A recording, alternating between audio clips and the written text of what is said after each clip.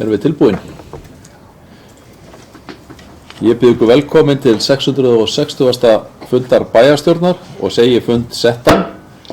Á dagskrá eru 17 mál. Það eru einar 7 fundagerðir til staðfestingar, 2 almenn erindi og svo 8 mál til kynningar. En við byrjum þá á fundagerð bæjarráðs. Það er tímamóta fundur, allavega út frá númerinu.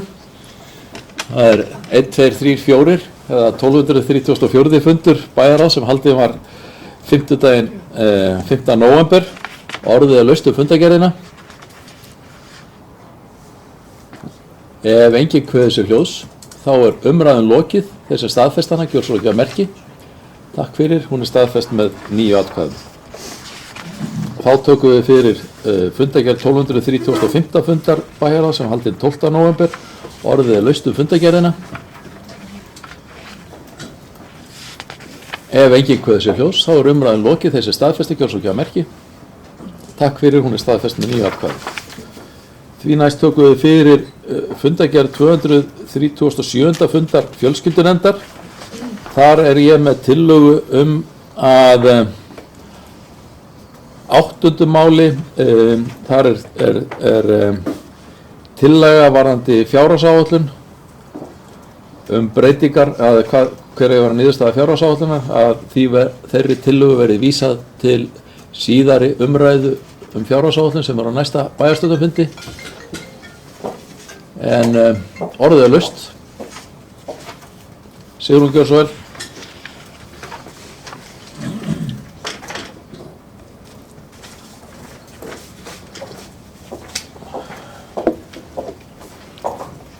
Já, ég kem býttu nú, þetta fjölskyldunefndin, ekki satt?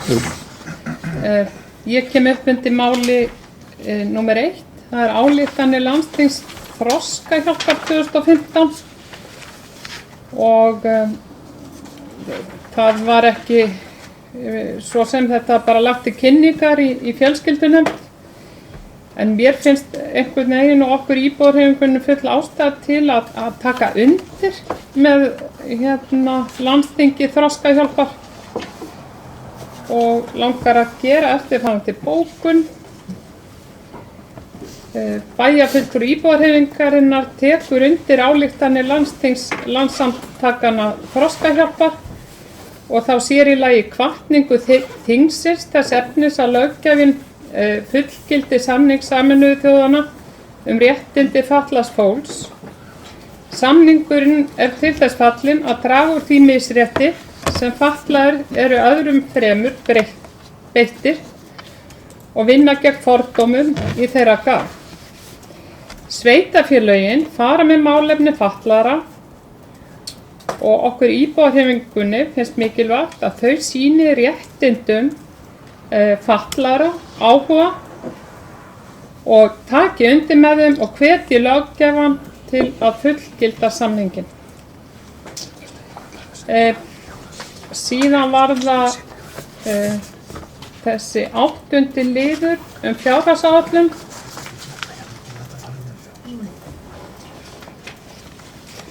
Ágæti forseti. Já. 8. liður, þú varst að óska eftir því að þessum lið eða þessum tillögum sem þar koma fram verði vísað áfram til annarra umræðu, ekki satt? Ég skil það þannig að í raun og veru þó að þetta sé hvort ekki merkt sem tillaga að önnur fyrra málið það sé tillaga, seinni sé bókun eða ég hafði einhvern veginn á tilfinningunni því að það var aldrei borið upp til samþykktar heldur árétta vegna bókunar emlista, þannig að það er eitthvað málum blandið svona, en ég skal skýra þetta nánar á eftir ef að þetta var ekki ljóst það sem ég var að leggja til áðan. Það er spurning, sko, ég er að hugsa mér langar aðeins að fjalla þennan lið, þetta er 8. liður í fundagerðinni. Liðurinn heitir fjárhagsáætlun Mosfellsbæjar 2016 til 2019. Síðan er nánar tilgreint hvað þetta fjallar og það er rekstraráætlun fjölskyldusviðs 2006. En það kemur hvergi fram í hvaða tilgangi erindi er lagt fyrir nefndina. Hvort það er til kynningar, umsagnar eða hvernig því sé háttað. Það er mjög mikilvægt að svona komið fram þegar að verið er að taka mál á dagskrá. Í hvaða tilgangi þau eru lögð fram eða sem sagt hvernig hvort þau koma til kynningar eða umsagnar. Þannig að það þarf að bæta úr þessu, þykir mér. Síðan lagði fulltrúi íbúahreyfingarinnar fram tillögu að auka svigrúm fjölskyldunefndar til styrkveitinga og hún var samþykkt samhljóða og lýsi ég náttúrulega yfir ánægju minni með það og legg til að bæjarstjórn líka samþykki þá niðurstöðu. Í fyrstu umræðu fjárhagsáætlun óskaði íbúahreyfingin sérstaklega eftir því að svigrúm nefndarinnar yrði aukið og tiltók sérstaklega að styrkundi kvennaathvarfsins yrði hækkaður og vonast ég til að það verði gert því Mosfellsbær er eftirbátur annarra sveitarfélaga á höfuðborgarsvæðinu í styrkveitingum til athvarfsins. En við ræðum það þá frekar í annarri umræðu, ekki satt ágæti forseti.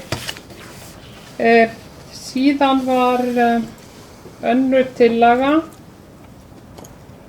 Já, og sú tillaga sem sagt felur í sér að framvegis skuli fjárhagsáætlun send fjölskyldunefnd til umsagnar en ekki einungis til kynningar eins og hingað til hefur verið gert.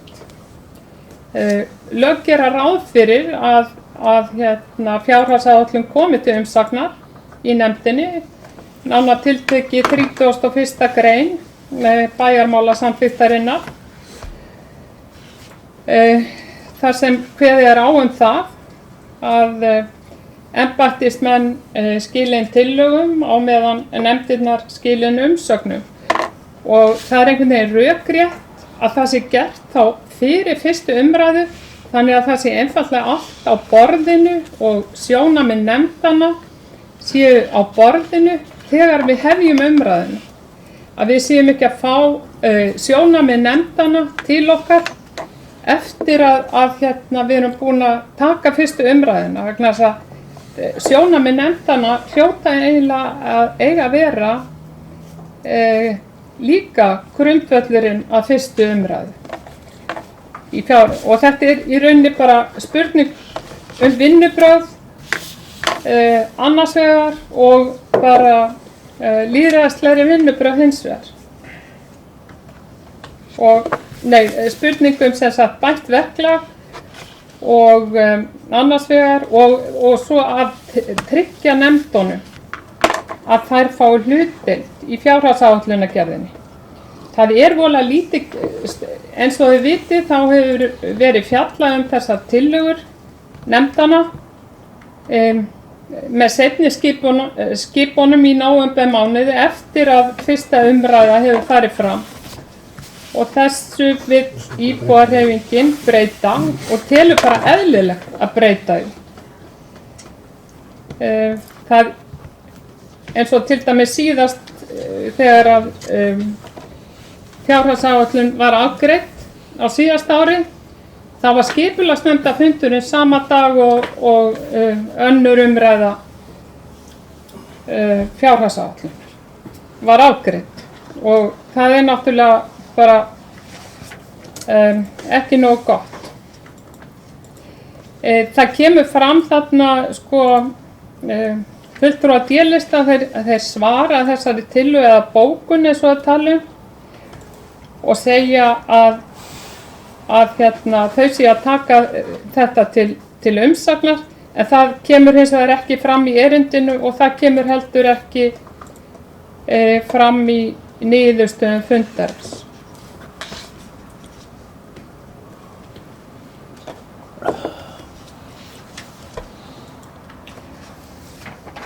Og svo eitthvað sem að ég bara eiginlega skil ekki þarna í þessari niðurstöðu. Haraldur Gjörsvar. Hvað greinast það í sér? 31. grein bæjarmála samþykktar. Gjörðu svo vel, Haraldur. Samþykktar stjórnmála. Já, forseti, ég má kannski bara benda að fundunum á það að fjárhagsáætlunin sem slík ekki til umræðu á þessum fundi, hún til umræðu á næsta fundi. Það önnur umræðu fjárhagsáætlun. Þannig ég vil beina því til þín, forseti, að svona almenn umræða fjárhagsáætlun sé þá þar tekin en ekki og aðferðafræði og slíka hluti. En það náttúrulega hér til umræðu fundargerð fjölskyldunefndar þar sem verið að fara yfir þann hluta fjárhagsáætlunar sem snýr að því sviði. En að því að bæjarfulltrúi var búinn að koma hér upp og tjá sig almennt um fjárhagsáætlun og verklega við hana, þá svona finnst mér rétt að ég fá tækifæri til að svara örstutt hvað það varðar. Það alveg rétt sem kom fram í máli bæjarfulltrúa íbúðarhreyfingarinnar að það átti sér stað mistök varðandi fjárhagsáætlun sem þann hluta fjárhagsáætlunar sem heyrir undir umhverfisvega skipulagsnefnd í fyrra.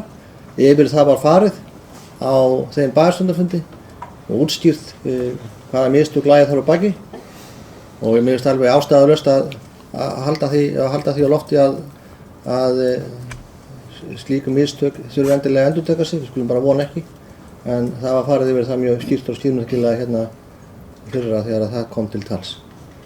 Hvað síðan varðar aðkomu nefnda að fjárhagsáætlun, þá það í mínum huga þannig að nefndir að fjalla atriði sem varðar fjárhagsáætlun allt ársins hring og allan ársins hring og raunveru allt kjörtímabilið. Því að þeir hlutir sem að nefndirnar taka til afgreiðslu, þær stefnur, þau verkefni og þeir samningar og svo framvegis, mismunandi eftir í svona hvaða nefnd á í hlut hverju sinni, eru síðan að útvatnast að sjálfsögðu í þeirri fjárhagsáætlun sem lögði þá fram hverju sinni. Þannig að ég tel að það sé mjög mikilvægt að fólk átti sig á því, bæði bæjarstjórnarmenn og líka ekki síður íbúar, að svona vinna á sér stað allan ársins hring og ongoing. Ég held að það væri mjög mikil afturför ef að fjárhagsáætlun eða slíkir hlutir væru bara til umfjöllunar á 1 til 2 fundum. Því að allt það sem að nefndirnar gera, ákveða og síðan það sem bæjarstjórn þá staðfestur og samþykkir að því eru verkefni sem hafa verið kláruð og ákveðin. Fjárhagsáætlanir eru síðan lagðar fram í nefndunum, mér svo sem alveg saman hvort maður kalla það til kynningar eða umsagnar, en þar hafa menn tækifæri til að hafa því skoðun hver og einn nefndarmaður eða hvert og einn frambáð og koma með ábendingar og tillögur ef menn óska þess. Það gerði fjölskyldunefnd í þessu tilfelli. Reyndar held ég að réttar stjórnsýslan hefði nú verið sem forsetinn nú að leiðrétta að beina því til bæjarstjórnar vegna þess að fjárhagsáætlun ekki lengur inn á borði bæjarráðs því að bæjarráð hefði vísað henni til bæjarstjórnar til fyrri umræðu sem átt sér stað og síðan seinni umræðan eftir hálfan mánuð. Þannig að ég held að það sé rétt málsmeðferð hjá forseta að vísa þessari breytingartillögu á fjárhagsáætlun sem mér finnst nú bara góðra gjalda verð að henni verið það vísa til seinni umræðu í fjárhagsáætlun sem á sér stað eftir hálfan mánuð. En forseti ítreka það að ég lít svo á að fjárhagsáætlun Mosbæjar í heild sinni og almennt sé ekki til umræðu á þessum fundi. Kolbrún.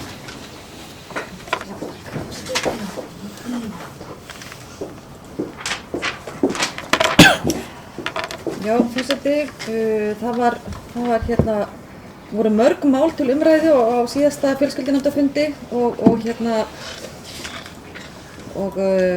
mörg og mikilvæg mál sem þurfti að ræða og langar með mitt að byrja á því að nefna fyrsta mál sem einmitt ályktanir landsþings Þroskahjálpar. Við þessi ályktanir þeirra varðandi Evrópusáttmálann, það var mikið rætt og fengum við útskýringar hjá framkvæmdastjóra fjölskyldusviðs varðandi Evrópusáttmálann. Er þetta ekki samning Sameinuðu þjóðanna um réttindi fatlaðs fólks? Jú, samning Sameinuðu þjóðanna, já, réttindi fatlaðs fólks. Og þetta var rætt mikið og niðurstaðan var svo að þetta í ferli inn í ráðuneytinu. Það átti eftir að hann að fara í einhvers konar svona kostnaðargreiningu og þannig að þar situr hann núna inn í nefnd hjá ráðuneytinu, þannig að og okkar framkvæmdastjóri situr í þeirri nefnd og veit ég að sú vinna er á fullu núna, þannig að það er verið að skoða það allt saman og þess vegna ákváðum að bóka ekki, ég veit þessi beiðni þessi ósk kom fram á fundinum nefndin myndi sameiginlega bóka en okkur fannst það kannski ekki alveg við hæfi þar sem þessi vinna væri í gangi, þannig að við skulum vona bara að það komi eitthvað gott út úr því. Má ég halda áfram, forseti? Gjörðu svo vel. Varðandi jafnréttisþingið 2015 sem var það var landsfundur jafnréttisnefnda sem að mál nr. 3 sem að við sóttum, ég og fulltrúi Samfylkingarinnar, Gerður Pálsdóttir, við sóttum þann fund á Egilsstöðum og mér langar eiginlega bara að segja frá því að verklag og áætlun og framkvæmdaráætlun, stefna og framkvæmdaráætlun Mosfellsbæjar vakti athygli, það er bara gaman að segja frá því og fengum við margar spurningar og hef ég fengið tölvupósta og frá þeim bæjarfélögum sem ekki hafi þessa vinnu og þannig að það svona sagði okkur að við erum kannski að gera eitthvað rétt í þessum málum þó að vissulega megi alltaf gera betur og leggja meiri í þennan málaflokk en það var allavega, það er mjög gagnlegt og gott að setja þessi landsþing og þessi landsfundi jafnréttisnefnda og en ég held mér allavega þegar ég fór á fundinum þá leið mér þannig að við værum allavega svona að mjagast í rétta átt í Mosfellsbæ. Já, svo náttúrulega varðandi, ég veit að bæjarstjóri er búinn að nefna varðandi styrkina og ætlum ekki að ræða fjárhagsáætlun en mér langar líka bara að segja frá því að í kjölfar kreppunnar að þá lækkuðu við styrkina sem áður voru 500.000 hjá fjölskylduvernd áður en að kreppan skall á. Við ákváðum að lækka niður í 300.000 en auðvitað er ekki háar upphæðir að ræða hérna. Þetta eru lágar upphæðir og þetta voru erfið ár sem við fórum í gegnum og við heldum náttúrulega að nú gætum við að bæta í en nú tóku bara við ný verkefni til að glíma við sem sem sveitarfélögin allt land þurfa að takast á við þannig að hagur þeirra síst að vænkast en það kom þessi umræða og hún kom líka fram náttúrulega á síðasta bæjarstjórnarfundi að þessi tillaga frá að hækka styrkina og það var svona svo sem samdóma álit allar nefndarinnar að auðvitað langar okkur til að gera betur í þessum málum og það var ákveðið að vísa þessu til bæjarráðs sem voru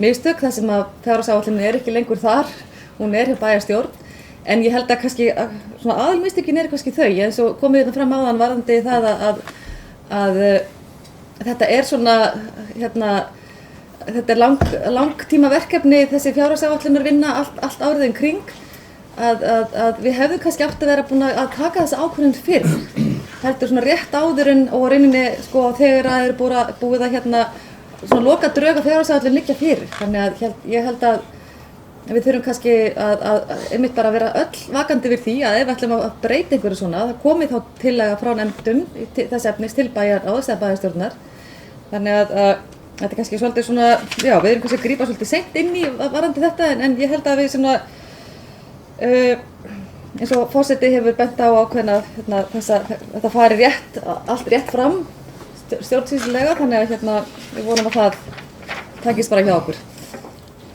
Annars held ég að ég bara, sé ekki fleira á þessum fundi sem ég vil nefna sérstaklega var nefna bara ársfjórums yfirliti þegar fólk kannski búið að kynna sér það hver staðan er varðandi barnavernd og annað þannig að en ef þið hafið eitthvað spurningar þá hægir þið beina þeim til mín. Já, Sigrún var búin að biðja orðið.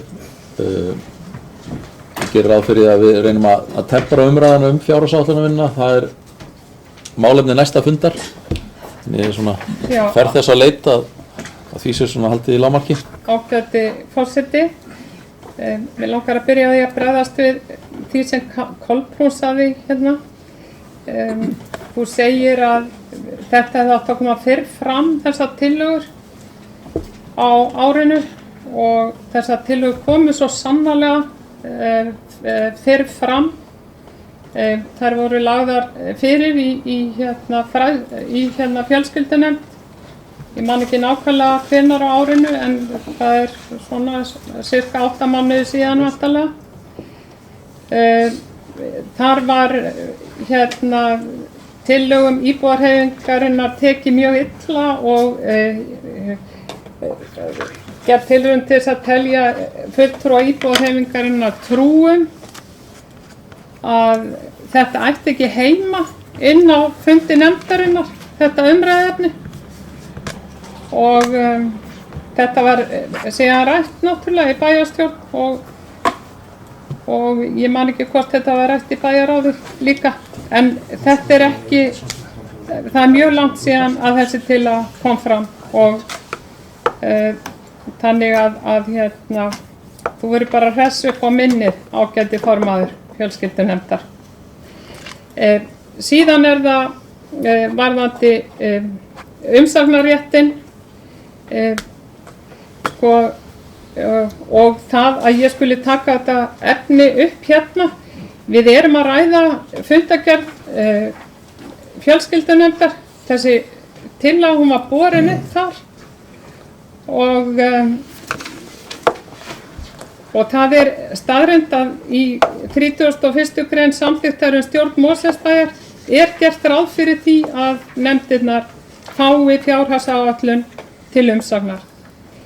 Og fjárhagsáætlun er ekki bara hvaða verkefni sem er, heldur það bara mjög afmarkað verkefni og það er bara eðlilegt að nefndirnar séu ekki skildar út undan þegar að verið er að fjalla fjárhagsáætlun. Við eigum bara að fá þeirra sjónarmið upp á borðið áður við hefjum fyrstu umræðu. Það gerir allt starfið miklu skemmtilegra og líka miklu árangursríkara. Auðvitað fljóta þessi verkefni milli ára, en stór hluti af fjárhagsáætlun er fyrirfram áætlun, ekki eftir á. Þannig að það hlýtur að þurfa að ræða þessi verkefni sem er verið að varpa inn í framtíðina á einhverjum tímapunkti og það líka í nefndunum. Og gera það þá með skilvirkum hætti. Ég biðst velvirðingar á því að hafi ekki verið harðari í fundarstjórn. Ég var með málsmeðferðartillögu í upphafi og ég átti náttúrulega að bera tillöguna strax upp. Og ég bið bara að vera áminntur það framvegis að þegar að ég var að vona að ég geti gert það bara þegar ég var að afgreiða fundargerðina sem slíka, en málsmeðferðartillagan lá fyrir sem slík og það er dagskrártillaga og þannig að ég hyggst bera upp núna mína tillögu að máli 8 í fundargerð fjölskyldunefndar fjárhagsáætlun Mosfellsbæjar verði vísað til síðari umræðu í bæjarstjórn fjárhagsáætlun. Þeir sem samþykkja það kjósa ekki að merki. Takk fyrir. Kolbrún, þú varst búin að biðja orðið, gjör svo vel. Þetta mál er þá? Þetta mál er farið. Þetta mál er farið, forseti. Ég ætla, sem sagt, að því að ég var beðin að hressa upp á minni mitt og mér tókst nú að gera það og ég man vel eftir þessum fundi þar sem við ræddum ræddum þetta mál að styrkir fjölskyldunefndar væru ekki nógu háir til þeirra sem hinga sækja til okkar styrki. Ég var kannski að meina það að það hefði þurft að koma sérstakt mál á dagskrá nefndarinnar, beiðni mál á dagskrá hækkun styrkja, en ég man að við ræddum þetta mál undir liðum þar sem við vorum að úthluta og það var löngu samþykkt upphæð, við vorum að úthluta styrkjum, þannig að það kannski átti ekki við akkurat undir þeim málum sem þá lágu fyrir. Þannig að það. Er þetta ekki bara nóg að sinni? Jú. Af því að við erum búin að fresta þessu fram í næsta fyrirgeðu. Þeir eru búin að Já, fresta en þessu ég fram í næsta. bara var að segja það ég man þetta núna, þannig að ég ætlaði bara að svara þessu. Ok, takk fyrir. Málið komið á dagskrá fundarins. Eru fleiri sem að vilja ræða önnur mál úr fundargerð fjölskyldunefndar? Ef ekki, þá hún borin upp. Þeir sem að, eins og einstök erindi bera með sig, þeir sem að staðfesta hana kjörsókjamerki. Takk fyrir, hún staðfest með 9 atkvæðum. Þá tökum við fyrir fundargerð 313. fundar fræðslunefndar sem haldin var 10. nóvember, orðið laust fundargerðina. Sigrún, gjör svo vel.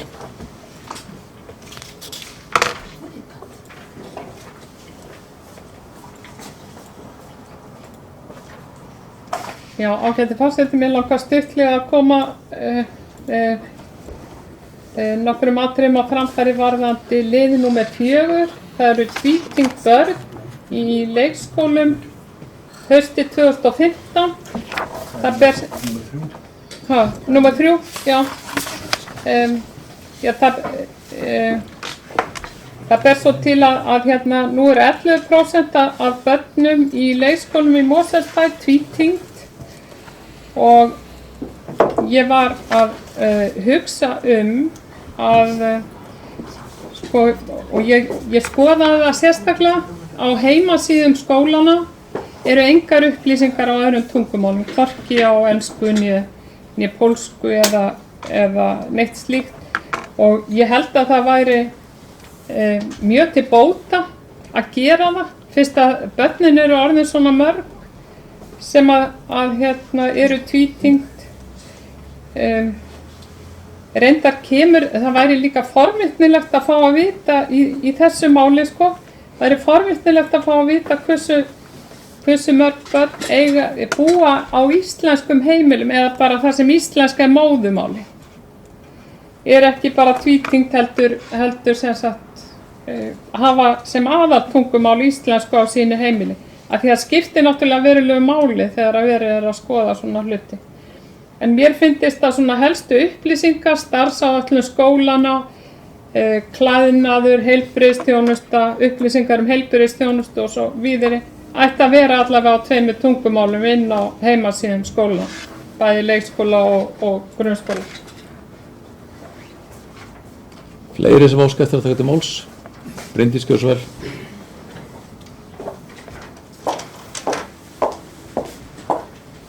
Já, forseti, ég ætla að fá að taka til máls undir þessum sama lið varðandi fjölda tvítyngdra barna á leikskólunum. Ég bara velti fyrir mig hvort að gæti einhvers misskilings hérna áðan en það stendur allavega varðandi þessa töflu að þetta eru þar sem að börn eiga annarkvort báðaforeldra eða annað af erlendu bergi. Ég hef nú litið þannig á ef þú átt foreldra af sitt hvoru þjóðerninu að þá ertu í rauninni með 2 móðurmál og það sé í rauninni að vera tvítyngdur þannig að þú ert með 2 móðurmál. Ég spurði reyndar sjálfa þessu fyrir ári síðan í hversu stórum hlutföllum þetta væri þannig að annað foreldrið væri íslenskt. Og ég held að það skiptir svolítið máli varðandi það sem Sigrún var að koma inn á að allavega annað foreldrið hafi fulla burði til að meðtaka og skilja þær upplýsingar sem að skólinn er að senda frá sér. Og það kannski þurfi frekar aðstoðina þegar báðir foreldrar eru að erlendu bergi brotni og eiga kannski erfitt með að skilja íslenskuna. En ég tek heilshugar undir það að við þurfum að standa okkur vel í þessum málaflokki. Ég heldur reyndar að við séum að mörgu leyti að gera það en getum örugglega gert betur. Og það væri full ástæða til þess að skoða þessa þætti og ég veit reyndar að grunnskólarnir hafa aðeins verið að gera og foreldrafélögin þar og það er líka rosalega mikilvægt og það hefur sérstaklega verið fjallað það hjá foreldrafélögunum í grunnskólunum að foreldrafélögin sjálf vinnur svolítið með það að reyna að nálgast foreldra sem eru af erlendu bergi brotni og skilja kannski ekki alveg það sem er að koma fram og þessi fundaboð sem er að koma frá foreldrafélaginu og þá standi foreldrafélagi svolítið þétt saman og aðstoði þessa foreldra við að koma svona betur inn í þetta foreldrasamfélag og það sé mjög mikilvægt. Þannig að ég tek undir það og ef við hér á skólaskrifstofu getum aðstofað einhverju leyti, hvort sem það er skólana sjálfa eða foreldrafélagin, þá held ég að það sé til mikils unnið. Ólafur Ingi, gjör svo vel. Forseti, ég ekki verið upp undir saman máli og sem talaði hér á undan. Ég tek alveg undir, bara heilsugar undir með bæjarfulltrúa Sunnu Pálsdóttur að við megum standa okkur betur varðandi efni á heimasíðum, bæði skóla og grunnskóla og leikskóla. Hún reyndi að tala hafa það á ensku ef ég man rétt, þá held ég hún að tala það. En samkvæmt þessari töflu sem fylgdi þarna með, þá eru flesti sem eiga pólska foreldra og nú hef ég svo sem ekki skoðað það neitt nýlega, en ef ég man rétt að þá var hluti efnis á heimasíðu bæjarins á pólsku, held ég muni það rétt, einhvern tímann á einhverju tímapunkti. En ég held líka að sé, sko, þetta eru tiltölulega fáir einstaklingar, ég held að sé mörguleyti líka auðvelt fyrir skólastjórnendur að ná til þessa fólks. Þetta er fólk sem að vita hverjir eiga þetta í hlut, og það er kannski mjög mikilvægt að stjórnendur skólana sem eru oft á tíðum bara í nokkuð góðum tengslu við þessa foreldra, reynir kannski með ákveðnari hætti að koma skilaboðum til þeirra. Það er að segja með því að hafa samband kannski persónulega eitthvað slíkt. Þetta eru ekki margir einstaklega, þó þetta séu 11% sem að barna í leikskólum í þessu tilfelli. Þá held ég að það ætti að skoða og mætti kanna hvaða leiðir aðrar eru til þess að virkja þetta fólk. Það er mjög mikilvægt að ná til þessa hóps og gera hann virkan í þessu samfélagi sem við búum í. Kolbrún, gjörðu svo vel.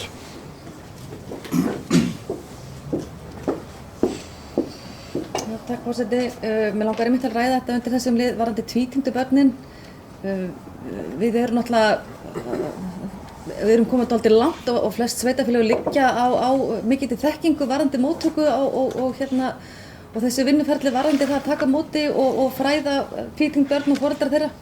Þannig að ég held að í mínum augum er þetta bara svo sem ekki stórt verkefni en mikilvægt að hafa þetta í huga og þetta var nefnt á þessari landsþingi jafnréttisnefnda varðandi mitt þetta er náttúrulega þessi jafnréttismál að foreldrar hafi aðgang að upplýsingum og ég held að einmitt varðandi bara allt íþróttastarf og ég man þegar ég var í forsvari fyrir knattspyrnudeild Aftureldingar að þá lagði ég mikla áherslu á það einmitt að þessi börn yrðu hreinlega bara sótt heim og vildi að æfingataflan yrði þýdd yfir á pólsku og fór sjálf í það verkefni, bað pólska samstarfskona mín að hjálpa mig með það og þannig að ég veit að við þurfum bara að taka á móti þessu verkefni fagnandi og rauninni að muna þetta og setja upp þessi gleraugu að það sé ekki allir að tala íslensku í kringum okkur. Og þannig náum við til fleiri og það er ákveðið forvarnastarf í því líka. Ég veit að það eru ekki mörg börn sem til dæmis stunda íþróttir í Aftureldingu sem eru eiga erlenda foreldra og það er ákveðið ágefni. Þannig að við verðum með einhverjum hætti að standa okkur betur í þessu, en það er allir, all verkfæri eru til. Við þurfum bara einhvern veginn að muna þetta. Takk. Fleiri sem æskja að taka til máls, kannski bara rétt í þessu sambandi að skólarnir búa það vel að þeir eru með starfsmenn sem að tala erlend tungumál, eru að erlendu bergi brotnir og aðstoða samlanda og aðra sem tala þau tungumál eftir því sem þörf er á og aðri leikskóla hafa fengið að njóta góðs af. Í sömu tilvikum þá hafa skólar hér í bænum verið að fá túlkaþjónustu en þá hafa foreldrarnir kallað eftir í að vilja vera án túlkaþjónustunnar en fá að njóta aðstoðar starfsmanna sem eru í skólunum. Þannig að það eru verið að nálgast þetta og verið að vinna í þessum málum og reynt að gera það nærgætni eins og kom fram skýrt á þessum fræðslunarfundi. Bara þessu sé til haga haldið. En það má vissulega óska eftir því og við reynum að muna eftir því að fá dýpri greiningu á þessum upplýsingum og bara óska eftir því að ég verið myndur á það ef ég ef það dettur úr minni hjá mér. Kolbrún hjálpaði mér nú kannski við að mun eftir því, en við reynum að standa okkur í því að fá dýpri greiningu á þessu. Fleiri sem óska eftir að taka til máls, svo ekki. Umræðum fundargerð fræðslunefndar er lokið. Þeir sem að staðfesta fundargerðina kjósakjafamerki, takk fyrir, hún er staðfest með 9 atkvæðum. Þá komum við að fundargerð íþrótta- og tómstundanefndar Mosfellsbæjar og þar er inni tillaga, ef ég man rétt, fjárhagsáætlun 2016. Nei, býtum við. Það er í öðru máli varðandi kraftlyftingafélag Mosfellsbæjar. Ég skilði það þannig að þarna sé verið að óska eftir að vera að vísa máli til fjárhagsáætlunar gerða 2016 varðandi styrk við félagið og geri það tillögu minni að þessu máli verði vísað til síðari umræðu fjárhagsáætlun sem fer fram eftir hálfa mánuð og þeir sem að samþykkja þá tillögu, málsmeðferðartillögu, kjósakjafamerki. Takk fyrir. Orðið er laust fundargerðina að öðru leyti. Ef enginn kveður sér hljóðs, þá er umræðan lokið. Ja, Sigrún. Það liður 4. Það ekki í raun og veru sama mál og var í fjölskyldunefndinni. Þurfum að ræða það meira. Við erum í raun og veru búin að... Já, bara spurningum að vísa þið það áfram. Já, en þetta er sama bókun og var í fjölskyldunefnd, þannig að það þarf ekki að vísa sama erindinu tvisvar. Þess vegna finnst mér einhvern veginn. Það er ekki greitt atkvæði. Og þetta er líka bara bókun, þannig að þó það sé ekki bara, en þetta er ekki tillaga og þannig að kannski ekki ástæða til þess að ræða það mikið frekar þar sem að líka næsta vor þá voru tekin ákvörðun það hvernig staðið verður að fjárhagsáætlunar gerð ársins þar á eftir í bæjarráði. Þar fer umræðan fram hvernig staðið er að gerð fjárhagsáætlunar. Fleiri sem óska eftir að taka til máls? Svo er ekki. Þessi staðfesta fundargerðina kjósakjafamerki. Takk fyrir. Hún er staðfest með 9 atkvæðum. Þá tökum við fyrir fundargerð skipulagsnefndar. Sá fundur var haldinn, þetta er 400. fundur, tímamóta fundur, sem var haldinn 10. nóvember og hann er orðið að laust þessa fundargerð. Sigrún, gjör svo vel.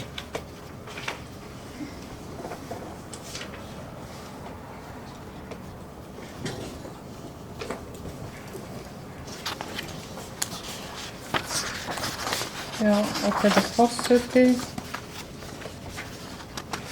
Það eru 2 mál sem að mig langar að ræða hérna. Og það er mál númer 7, Selholt, aðalskipulagsbreyting og deiliskipulag.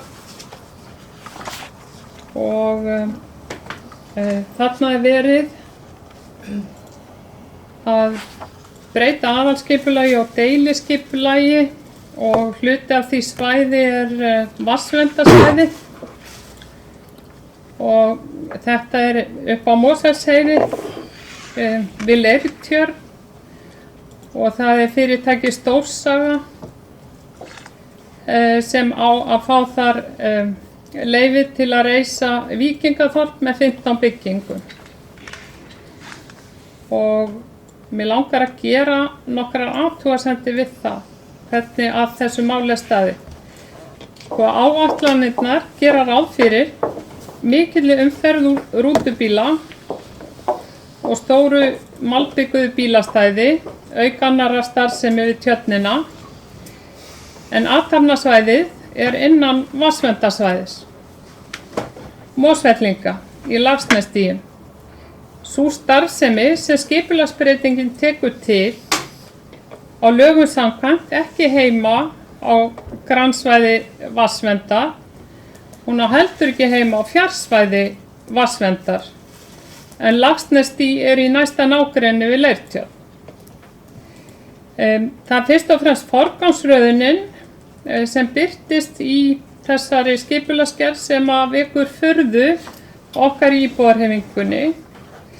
Fyrst á nefnilega að breyta aðalskipulagi sem leyfir starfsemi sem brýtur í bága við þær umhverfiskröfur sem gilda vatnsverndarsvæði og leita síðan að nýju vatnsbóli fyrir Mosfellinga sem á að taka við af vatnsbólinu í Laxnesstíginn.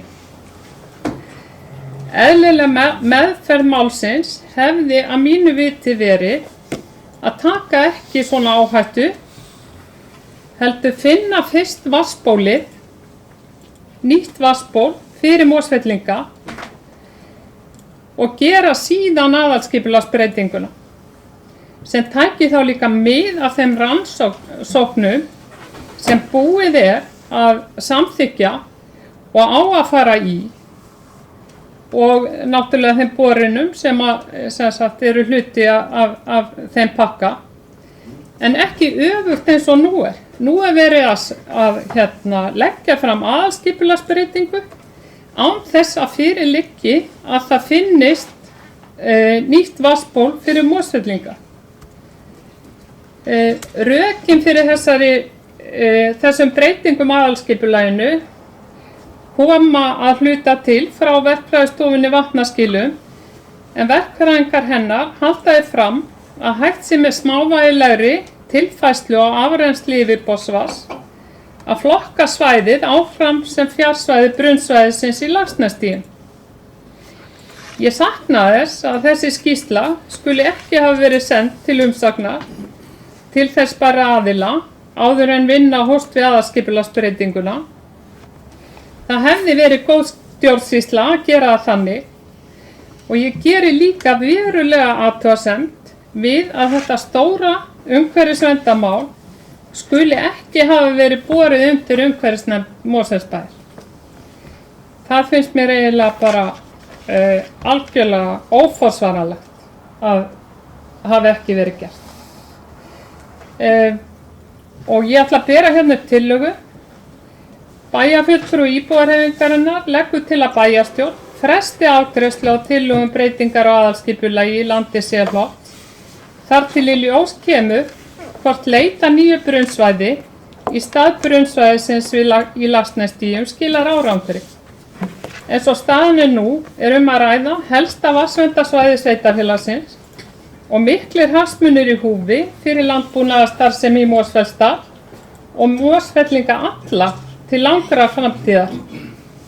Íbúðarhreyfingin leggur einnig til að skýrsla verkfræðistofunnar Vatnaskila verði send til umsagnar hjá til þess bærum aðilum og stofnunum á sviði umhverfis og heilbrigðismála. Auk þess verði fyrirliggjandi aðal- og deiliskipulagsbreyting borin undir umhverfisnefnd Mosfellsbæjar áður nú kemur til afgreiðslu í bæjarstjórn. Bryndís Gjörsvel.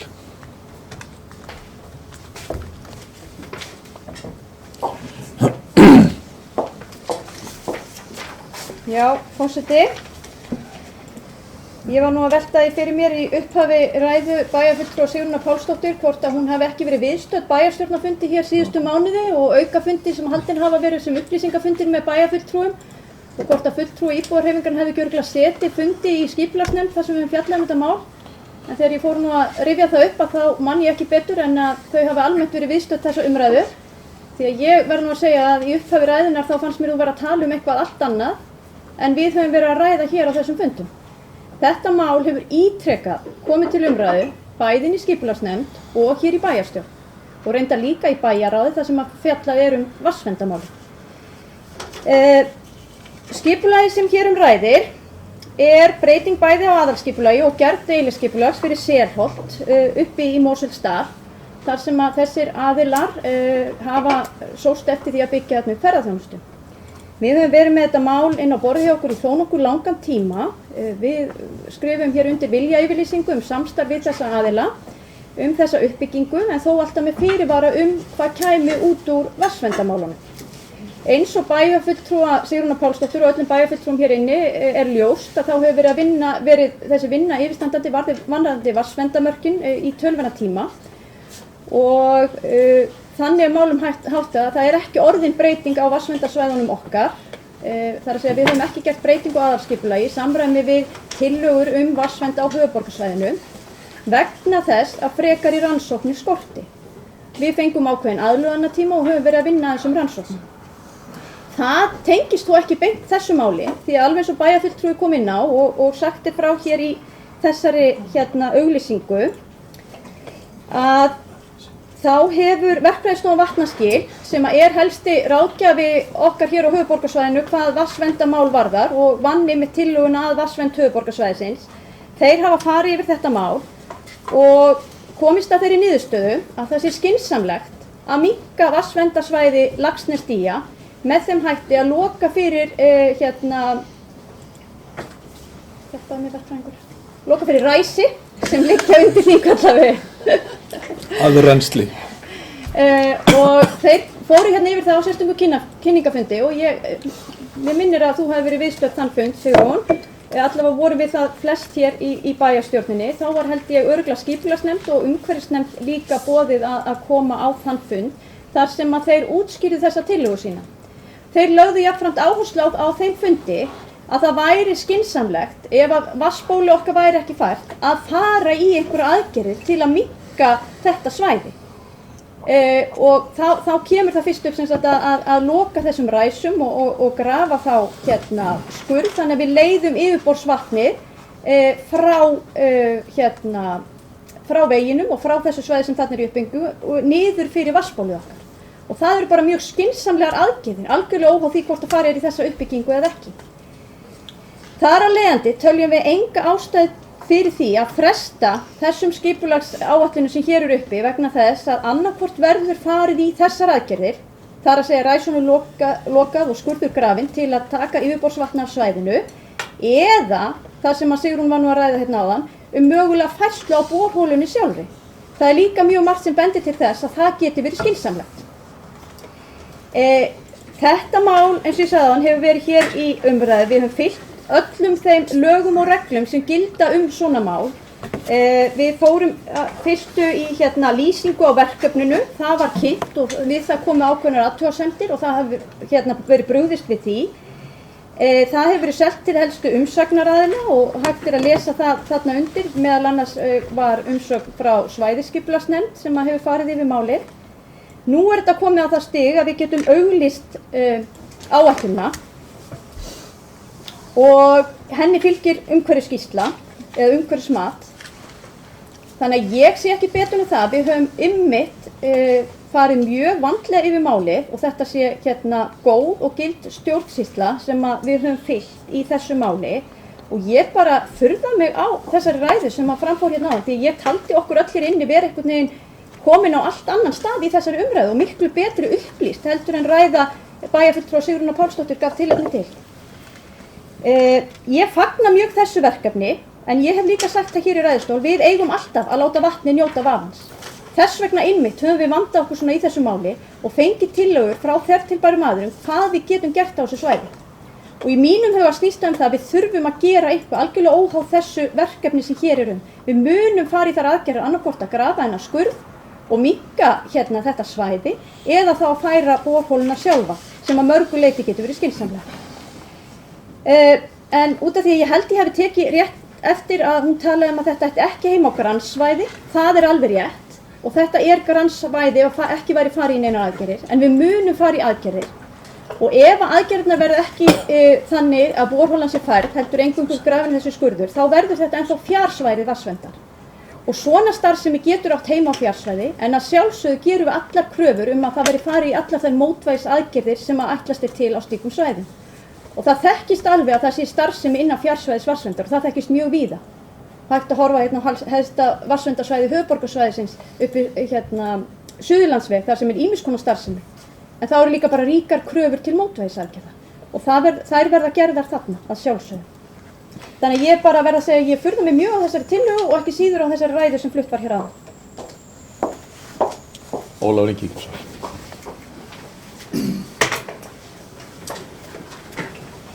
Ég ætla að byrja á því að taka undir með bæjarfulltrúa Bryndísi Haraldsdóttur. Ég Ég hef búin að sitja hér á fjölda funda, bæjarstjórnarfunda,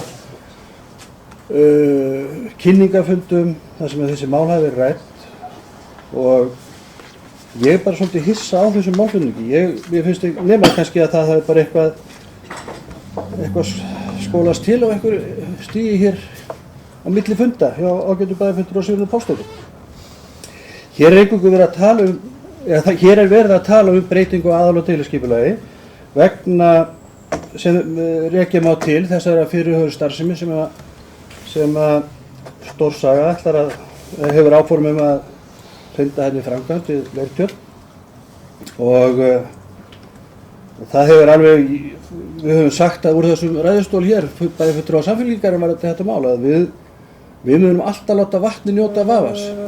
Við munum ekki samþykja þarna neinar þær aðgerðir þarna þar sem að vatni nýtur ekki þess vafa sem að hann ber að njóta.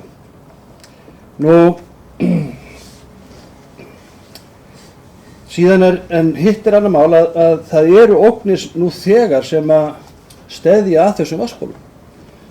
Til að mynda mun Þingvallavegur áfram vera inn á nærsvæði og nánast bara ofan í vatnsbólunum, hvort sem að verður gripið til aðgerða eða ekki. Þannig að það er alveg deginu ljósara að við munum annarkvort þurfa að færa veginn eða vatnsbólið. Það gerist bara ekki öðruvísi. Síðan er önnur ógn sem að er til staðar og kannski hefur ekki verið rætt hér. Það er bara svo ógn sem er að þeim landbúnaði sem er á þessu svæði. Við vitum það til dæmis eins og með Guddulög. Hún er nánast bara ónýtt vegna þess að það er svo mikill landbúnaður á svæðinu. Það þyrfti að grípa til þvílíkra aðgerða, nánast bara að leggja niður heilu búin ef það ætti að vera hægt að nota hann áfram. Það er líka töluvert bara hrossabeit á þessu nærsvæði sem er við Laxnesstíg, sem veldur mengun, yfirborðsmengun og fer í yfirborðsvatn. Þannig að það er ýmsu sem þarf að hyggja, en ég held að þetta sé eðlilegu farvegur sem að þetta er í núna. Ég er alveg klár á því að það mun ekki vera samþykkt hjá Skipulagsstofnun ef þeir telja það að vatnsverndinni sé ógnað að óbreyttu. Sigrún, gjörðu svo vel.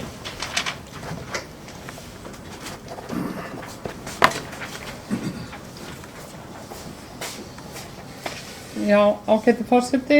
Ég skil nú ekki af hverju að Bryndís er undrandi á því að ég vilji setja alla varnagla í gang varðandi breytingar á þessu vatnsverndarsvæði sem að þessi aðalskipulagstillaga bara beinlínis gerir ráð fyrir að gangi eftir.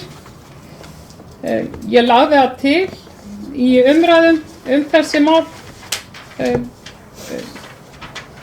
og í rauninni bara strax í upphafi og endurtók síðan að ég vildi að við fengjum síðan eftir að skýrsla vatnaskila kom fram, þá óskaði ég eftir því að það yrði leitað umsagna skýrsluna, við fengjum álit fleiri aðila á niðurstöðum vatnaskila.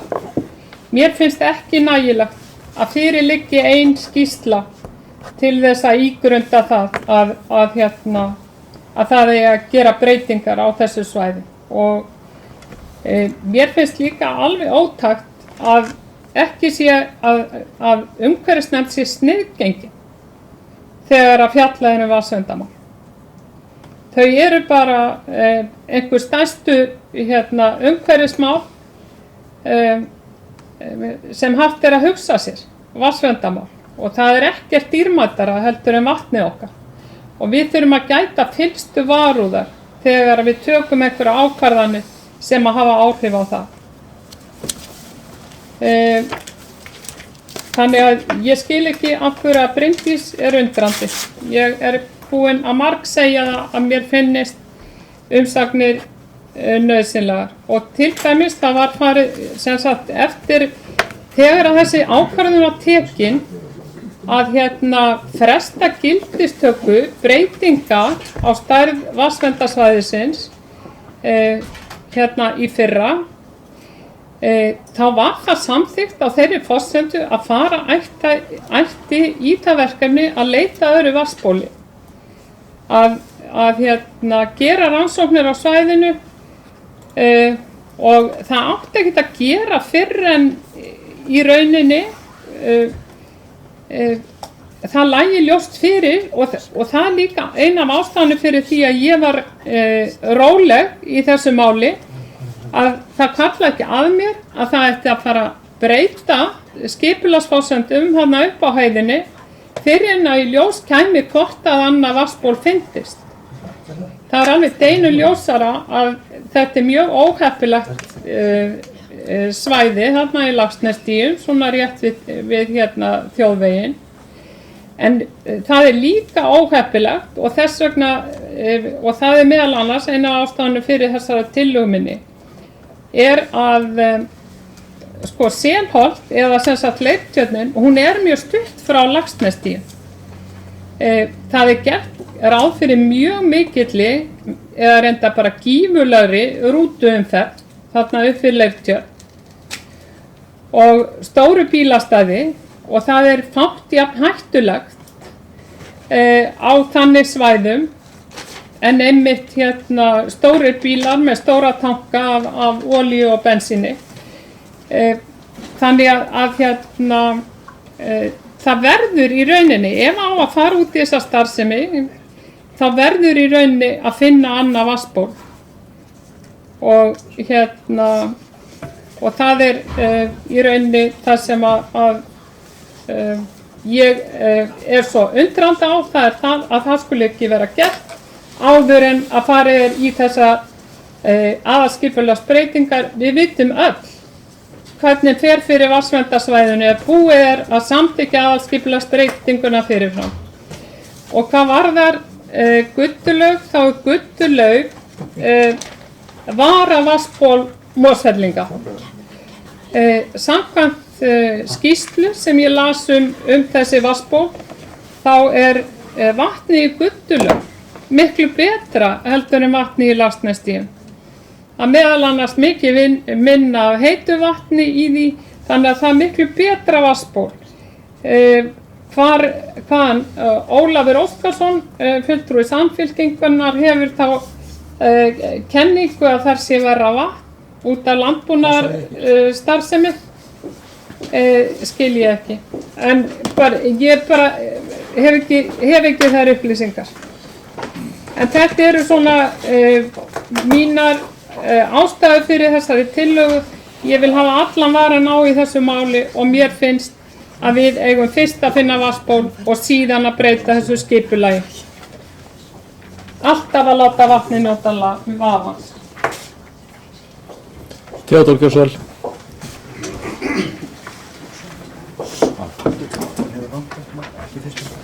Forseti,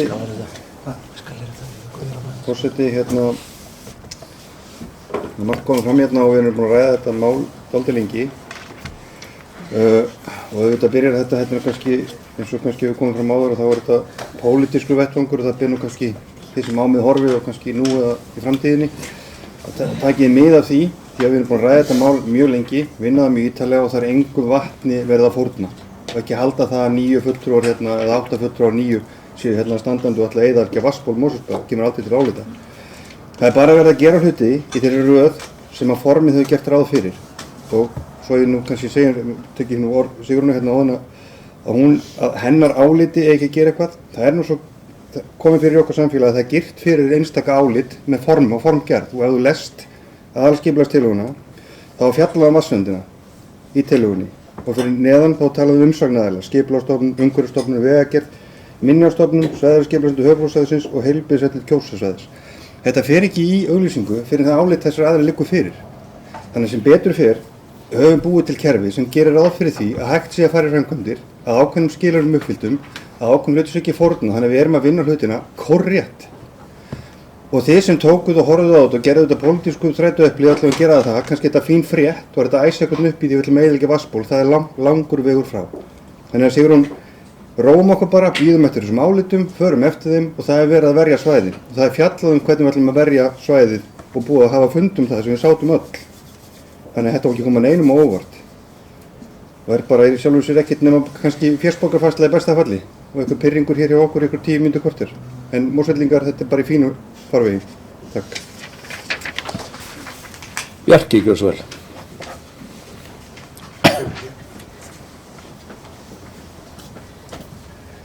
Já, fórstu, ég kem upp undir þessum lið hér. Þetta er auðvitað stórt og mikið mál og er búið að vera lengi á dagskráð, einkum í skipulagsnefnd, reyndar einnig í umhverfisnefnd. Það er ekki rétt sem kom fram á hana að umhverfisnefnd hafi verið sniðgengin. Þetta hefur ekki nýlega verið á dagskrá reyndar. Við í skipulagsnefnd hefur lagt allt kapp á að eins og hér hefur verið sagt oft, að láta vatni njóta vafans. Það komu ýmsar spurningar upp, einmitt vegna vatnsverndar. Þarna er vatnsból í nánasta umhverfi og svo annað neðar í dalnum í Guddulaug. Það er eins og ekki rétt að vatni í Leirtjörn hérna flæði fyrir Laxnesstíð. Það kom alveg greinilega fram á upplýsingafundum daginn það sem ég held að flestir bæjarfulltrúar hafi viðstaddir að straumurinn í Laxnesstíð kemur sunnan við veginn, sunnan við Þingvallaveg. Neðanjarðar sem sagt. En hins vegar er það þannig að stóra spurningin var með þetta svæði við Leirtjörn í landi Selholt, þar sem uppi eru áætlanir og hugmyndir að byggja þarna víkingaþorp. Þetta stóð nú ansi mikið í mönnum, einmitt út af vatnsverndinu og búið að vera mjög lengi á dagskrá og í umræðinni. Síðan kemur hér hugmyndir frá vatnaskilum, verkfræðistofnun vatnaskilum, og þeir hafa kynnt þessar hugmyndir hér á fundi sem við vorum flest á, að það vatn sem að þarf að beisla norðan Þingvallaveg er yfirborðsvatn og það er hægt að leysa það með tiltölulega einföldum hætti. Þessum skurðaðferð gefur orðað þannig að það sé einfaldlega leiddur skurður eða lagður skurður meðfram Þingvallavegi norðan við hann og að sjálfsögðu niður fyrir Laxnesstíg. Og þá bara breytist staða þessa svæðis hvað varðar vatnsvernd.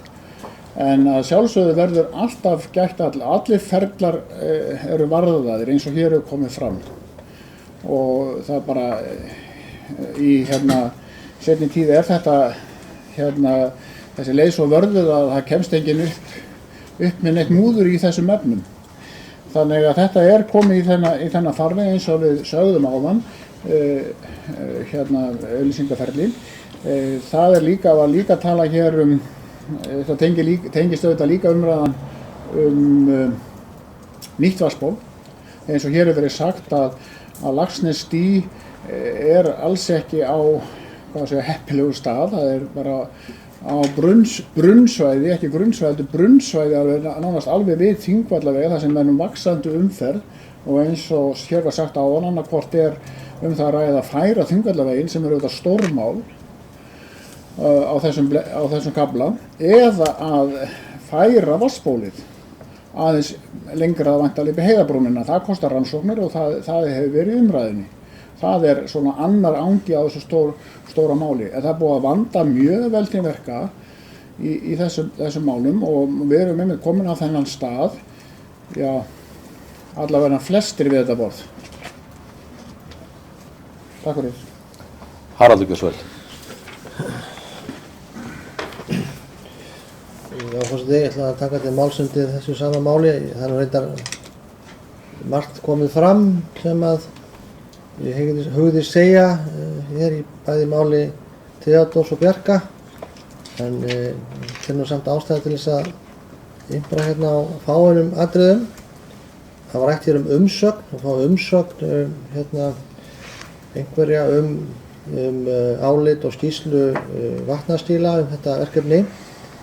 Það vill nú þannig til að verkfræðistofa vatnastíl er sérstakur ráðgjafi svæðisskipulagsnefndar og SSH vatnsvernd og vatnstöku og vatnsból og allt það á höfuðborgarsvæðinu öllum. Þetta ágæta fyrirtæki hefur unnið árum saman að rannsóknum hvað varðar þessa hluti, ekki bara hér í Mosfellsbæ, heldur á öllu höfuðborgarsvæðinu.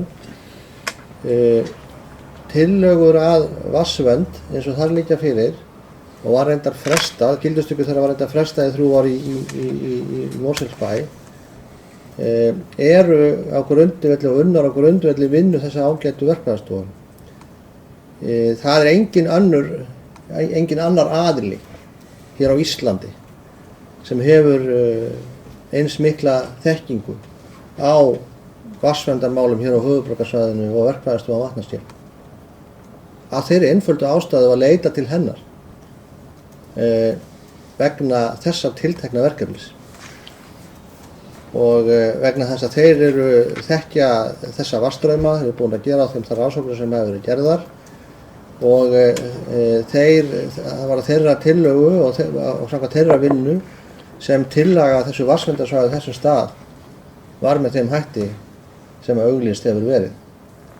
Þess vegna hljóta þeir að hafa, og ekki hljóta, að hafa þeir þá bestu þekkingu til þess að gefa þá ráðgjöf það með hvaða hætti þá hægt að afmarka eða breyta þessu tiltekna vatnsverndarsvæði og á sérstökum kynningarfundi sem var nú ansi bara fjölmennur í rétt var farið sérstaklega yfir þetta tiltekna mál og það útskýrt.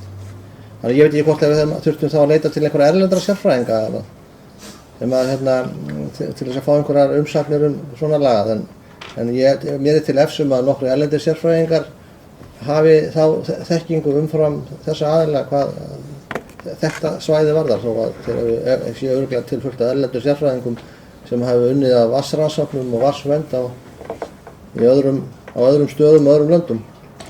Þannig ég held að við ættum að bera virðingu fyrir því hvernig þetta verið unnið með þessum hætti hvað þetta varðar. Síðan hvað varðar aðkomu umhverfisnefndar, mínum að það bara alveg sjálfsagt að umhverfisnefnd fjalli þetta mál. Málið núna þannig statt að það að fara í auglýsingaferli, að fara í hið lögbundna skipulagsferli, það tekur sinn tíma, þar geta hverjum sem komið að málum, gert athugasemdir eða umsagnir, hvort sem það íbúar, nefndir, ráð eða öðrum sveitarfélögum eða bæjarfélögum. Fulltrúa íbúarhreyfingarinnar umhverfisnefndar að sjálfsögðu velkomið að setja málið á dagskrá þar ef það hefur ekki gert það einhverjum öðrum og þannig að ég legg þá bara til ef að viðkomandi aðilar telja umhverfisnefnd það hafi verið eitthvað hlundfarna í þessu að þeir hafa þá bara frumkvæða því að málið sé þar sett á dagskrá. Þar að sé að þessi aðal og deiliskipulagstillaga og hún rætt þar, kostur og gallar hennar. Síðan að finna annað vatnsból, það var komið að því, bara gæta ákveðins miðskilnings í því, þar að sé að svo vinna sem er í gangi varðandi vatnstöku á þessu svæði og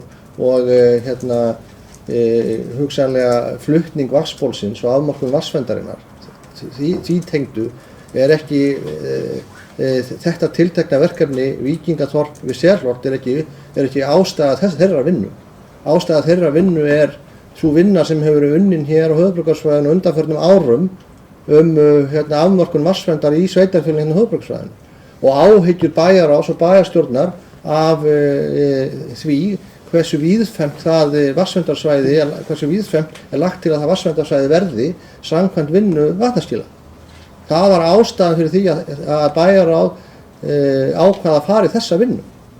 Ekki einhver umsókn Víkingaþorp í Selholti. Þó að sú vinna geti augljóslega komið inn í það verkefni, en það bara ekki vegna þess. Síðan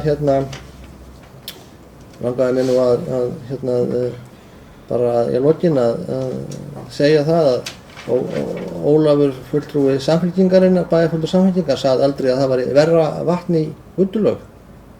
Það örugglega rétt og það rétt að vatnið í Guddulaug með öðrum hætti heldur en vatnið í Laxnesstígum, það kaldara.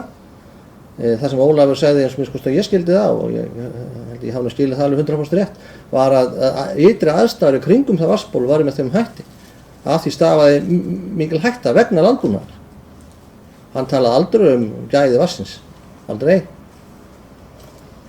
Og ég held að það sé alveg rétt við Ólafi að það meðal annars það sem hefur komið fram í máli sérfræðinga okkar að vatnstaka úr Guddulaug sé varhugaverð miðað við þá starfsemi sem þar í kring í dag og réttast væri að leggja vatnstöku þar af eða þá að þeirri starfsemi sem þar allt kring helst þá landbúnaðarstarfsemi verði fundin annar staðar og ég á nú svona mér er náttúrulega efst að það sé mögulegt að gera það og fleira var það ekki að sinna. Sigrún Þórsvöld.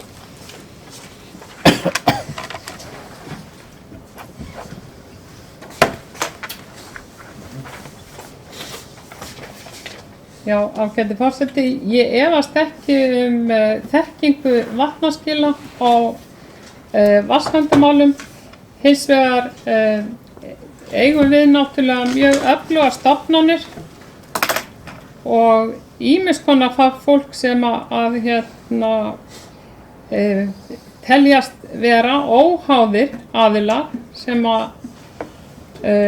ekki hafa fjárhagslegra hagsmuna að gæta og það eru náttúrulega stofnanir þessa lands eins og Umhverfisstofnun, Heilbrigðiseftirlitið og fleiri.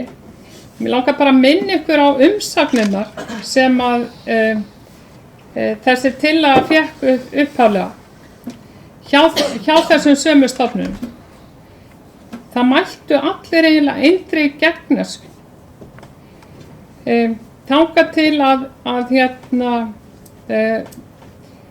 og sem sagt þeir hafa náttúrulega ekki skilað umsögnum eftir að þessi skýrsla vatnaskila kom fram og forsendunum var breytt. Og það finnst mér mjög mikilvægt.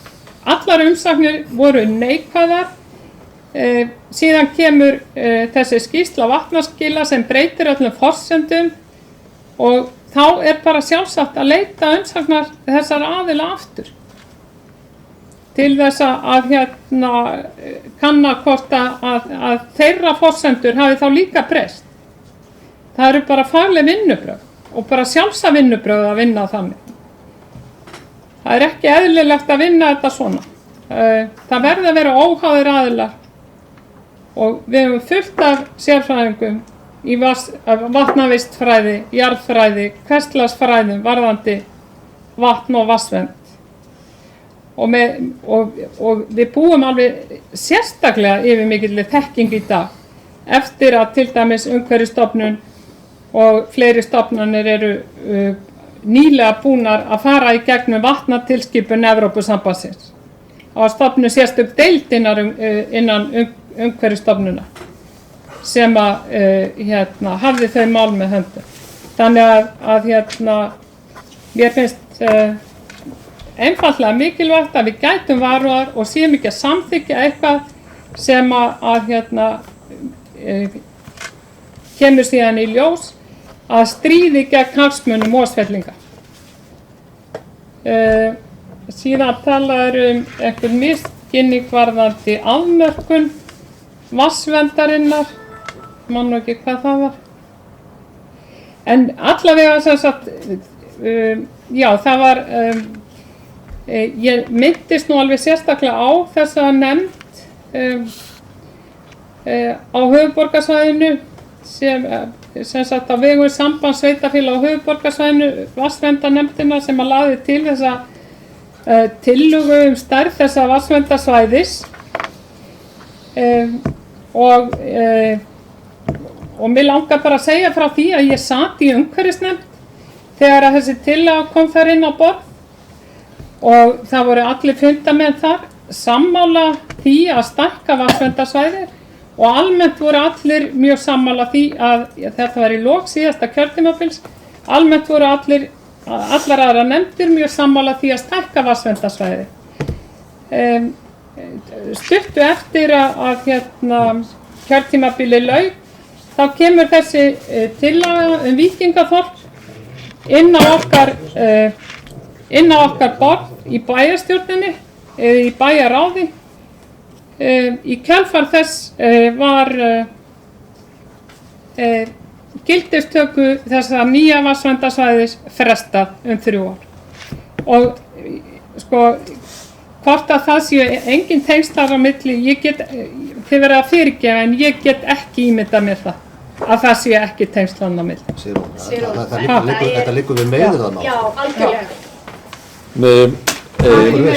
Bryndís næst, Ólafur Ingi, svo Theodór, en það kannski ágætt að formaður skipulagsnefndar komi hérna upp og fara yfir það hvort að það sé ekki alveg örugglega rétt skilið hjá mér ef ég eitthvað miskila orðalagi hérna. Við erum að setja þetta í umsagnaferli og kynningaferli en ekki að staðfesta nýtt skipulag. Við erum að fara og fá umsagnirnar og auglýsa þetta og fá viðbrögð við þessum tillögum og hugmyndum og síðan eigum við eftir að taka afstöðu til málana þegar allar umsagnir og liggja fyrir.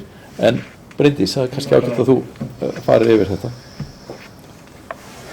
Já, takk forseti. Það var ágætt að þú talaðir aðeins áður því að maður á yfirleitt ekki að tala þegar maður er reiður og ég er reið núna. Mér finnst alveg ótrúlegt að það sé verið að ýja að slíkum óheiðarleika hér hjá mér og öðrum bæjarfulltrúum að við höfum hérna verið vísvindandi, verið að fresta gildistöku hérna vatnsverndar vegna einhverja svona máls. Þetta gengur algjörlega fram á mér. Mér finnst það fyrir neðan allar hellur ef þú ert raunverulega að halda þessu fram, Sigrún Pálsdóttir. En ég bað orði hérna áðan vegna þess að ég ætlaði að fara yfir það að þú varst eitthvað að hissa á þessu málflutningi mínum eða ég hef verið undrandi á málflutningi þínum áður. Þá ætlaði ég einmitt að lýsa því yfir að fólk er auðvitað frjálst að hafa þær skoðanir sem það kann að hafa þessu og mér finnst ekkert athugavert við það ef að þú hefur þá skoðun að þú vilt ekki sjá þennan víkingabæ rísa þarna og greiðir atkvæði gegn því. En mér fannst ræðan þín vera þess eðlis að þú hefðir ekki það vitneskju sem við öll hér inni eigum að hafa. Mér fannst þú tala eins og það hefði algjörlega farið fram hjá þér, allir þeir fundir og öll þau gögn sem við höfum í þessu máli. Og það var það sem ég var að furða með. En fólk getur hvaða skoðun sem það vill á málinu sjálfu. En við erum auðvitað hérna farin að ræða mál sem er kannski næri lengra og er allt öðru sem bara það sem umræðir hér, sem er þessi aðalskipulagsbreyting og deiliskipulagsbreyting.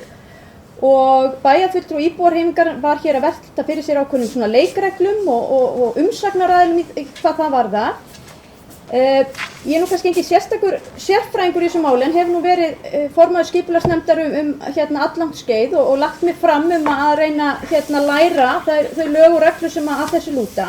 En við erum líka það lánsum að hafa hér mjög góða embættismenn í vinnu sem að þekkja þessar reglur út og inn. Og þetta er einfallega það ferli sem okkur hefur verið ráðlagt að gera. Svona á að vinna hlutina. Og ef að bæjarfulltrúi Sigrún Pálsdóttir hefur lesið viðkomandi auglýsingu þá kemur það skýrt fram hverjir eru umsagnaraðilar.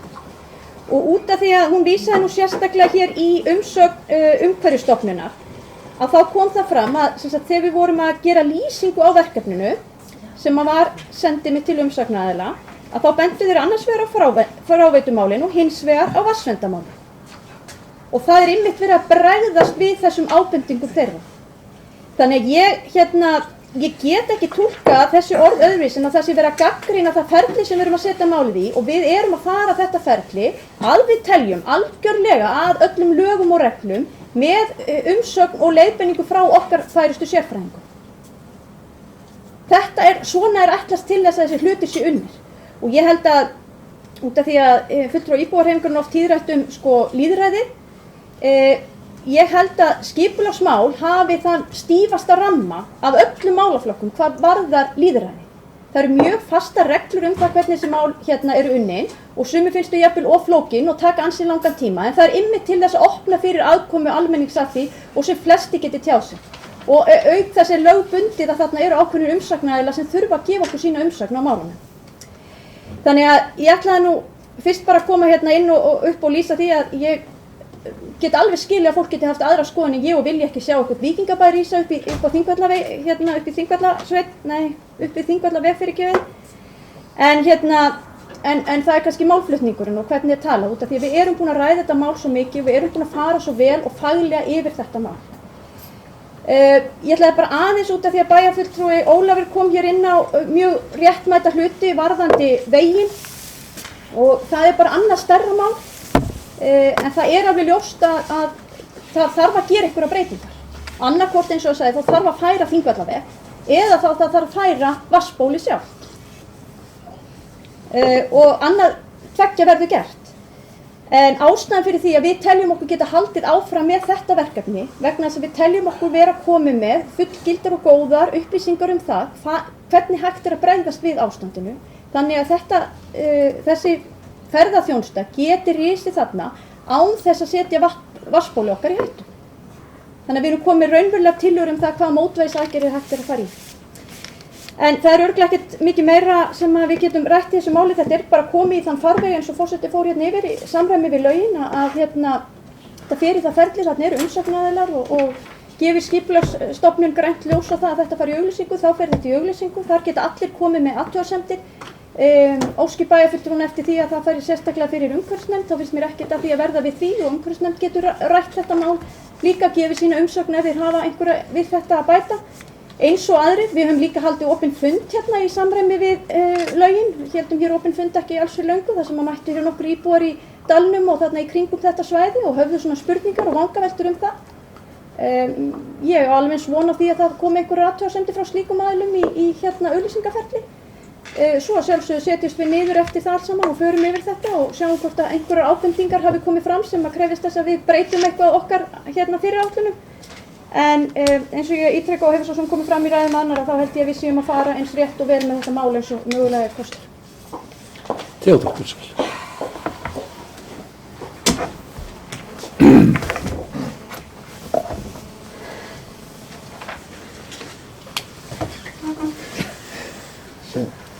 Forseti,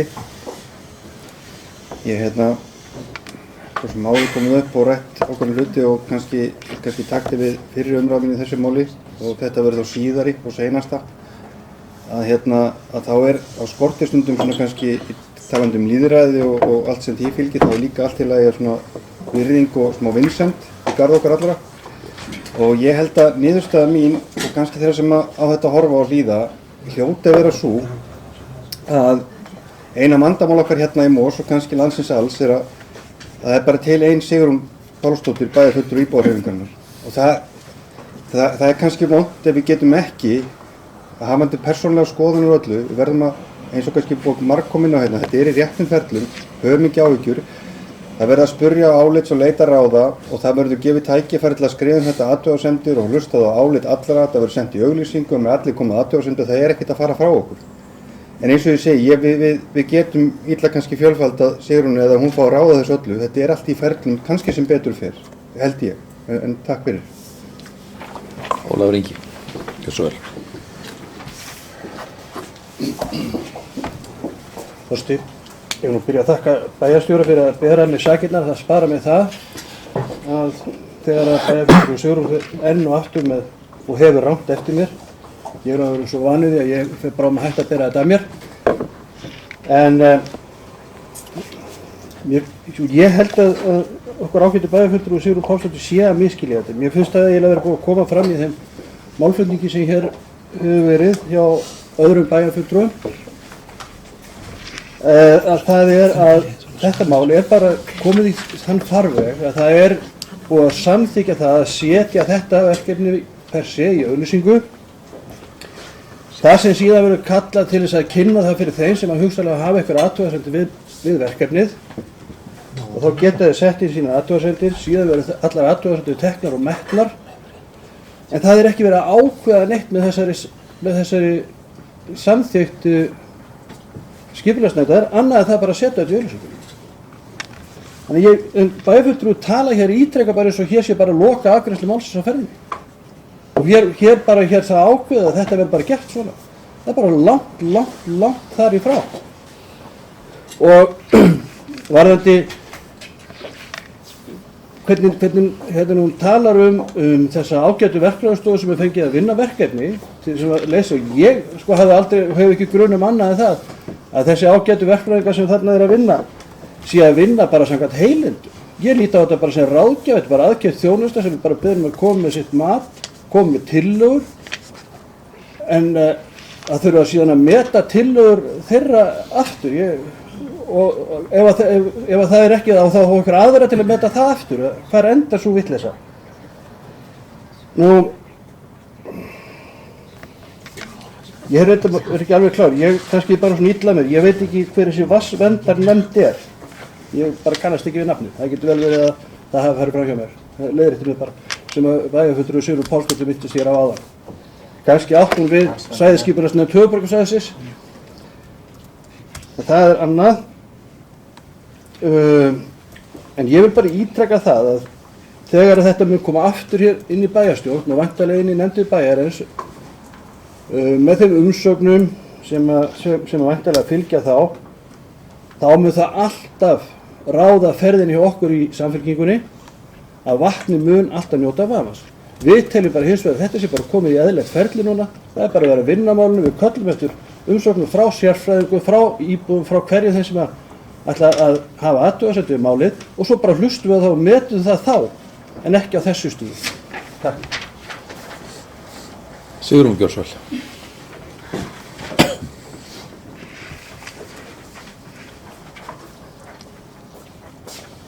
Ágæti forseti, ég langar að byrja á því að leiðrétta Bryndísi varðandi það sem að hún var hér margsinnis að ýja að í sínu máli að ég var á móti Víkingaþorpi. Ég og íbúarhreyfingin við höfum ekkert á móti Víkingaþorpi. En hins vegar höfum við velt fyrir okkur ýmsu sem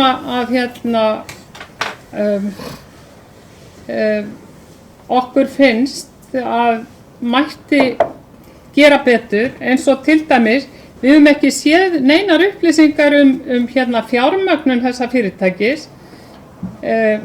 Það var komin tillaga og sem að sagði til það að einhver banki myndi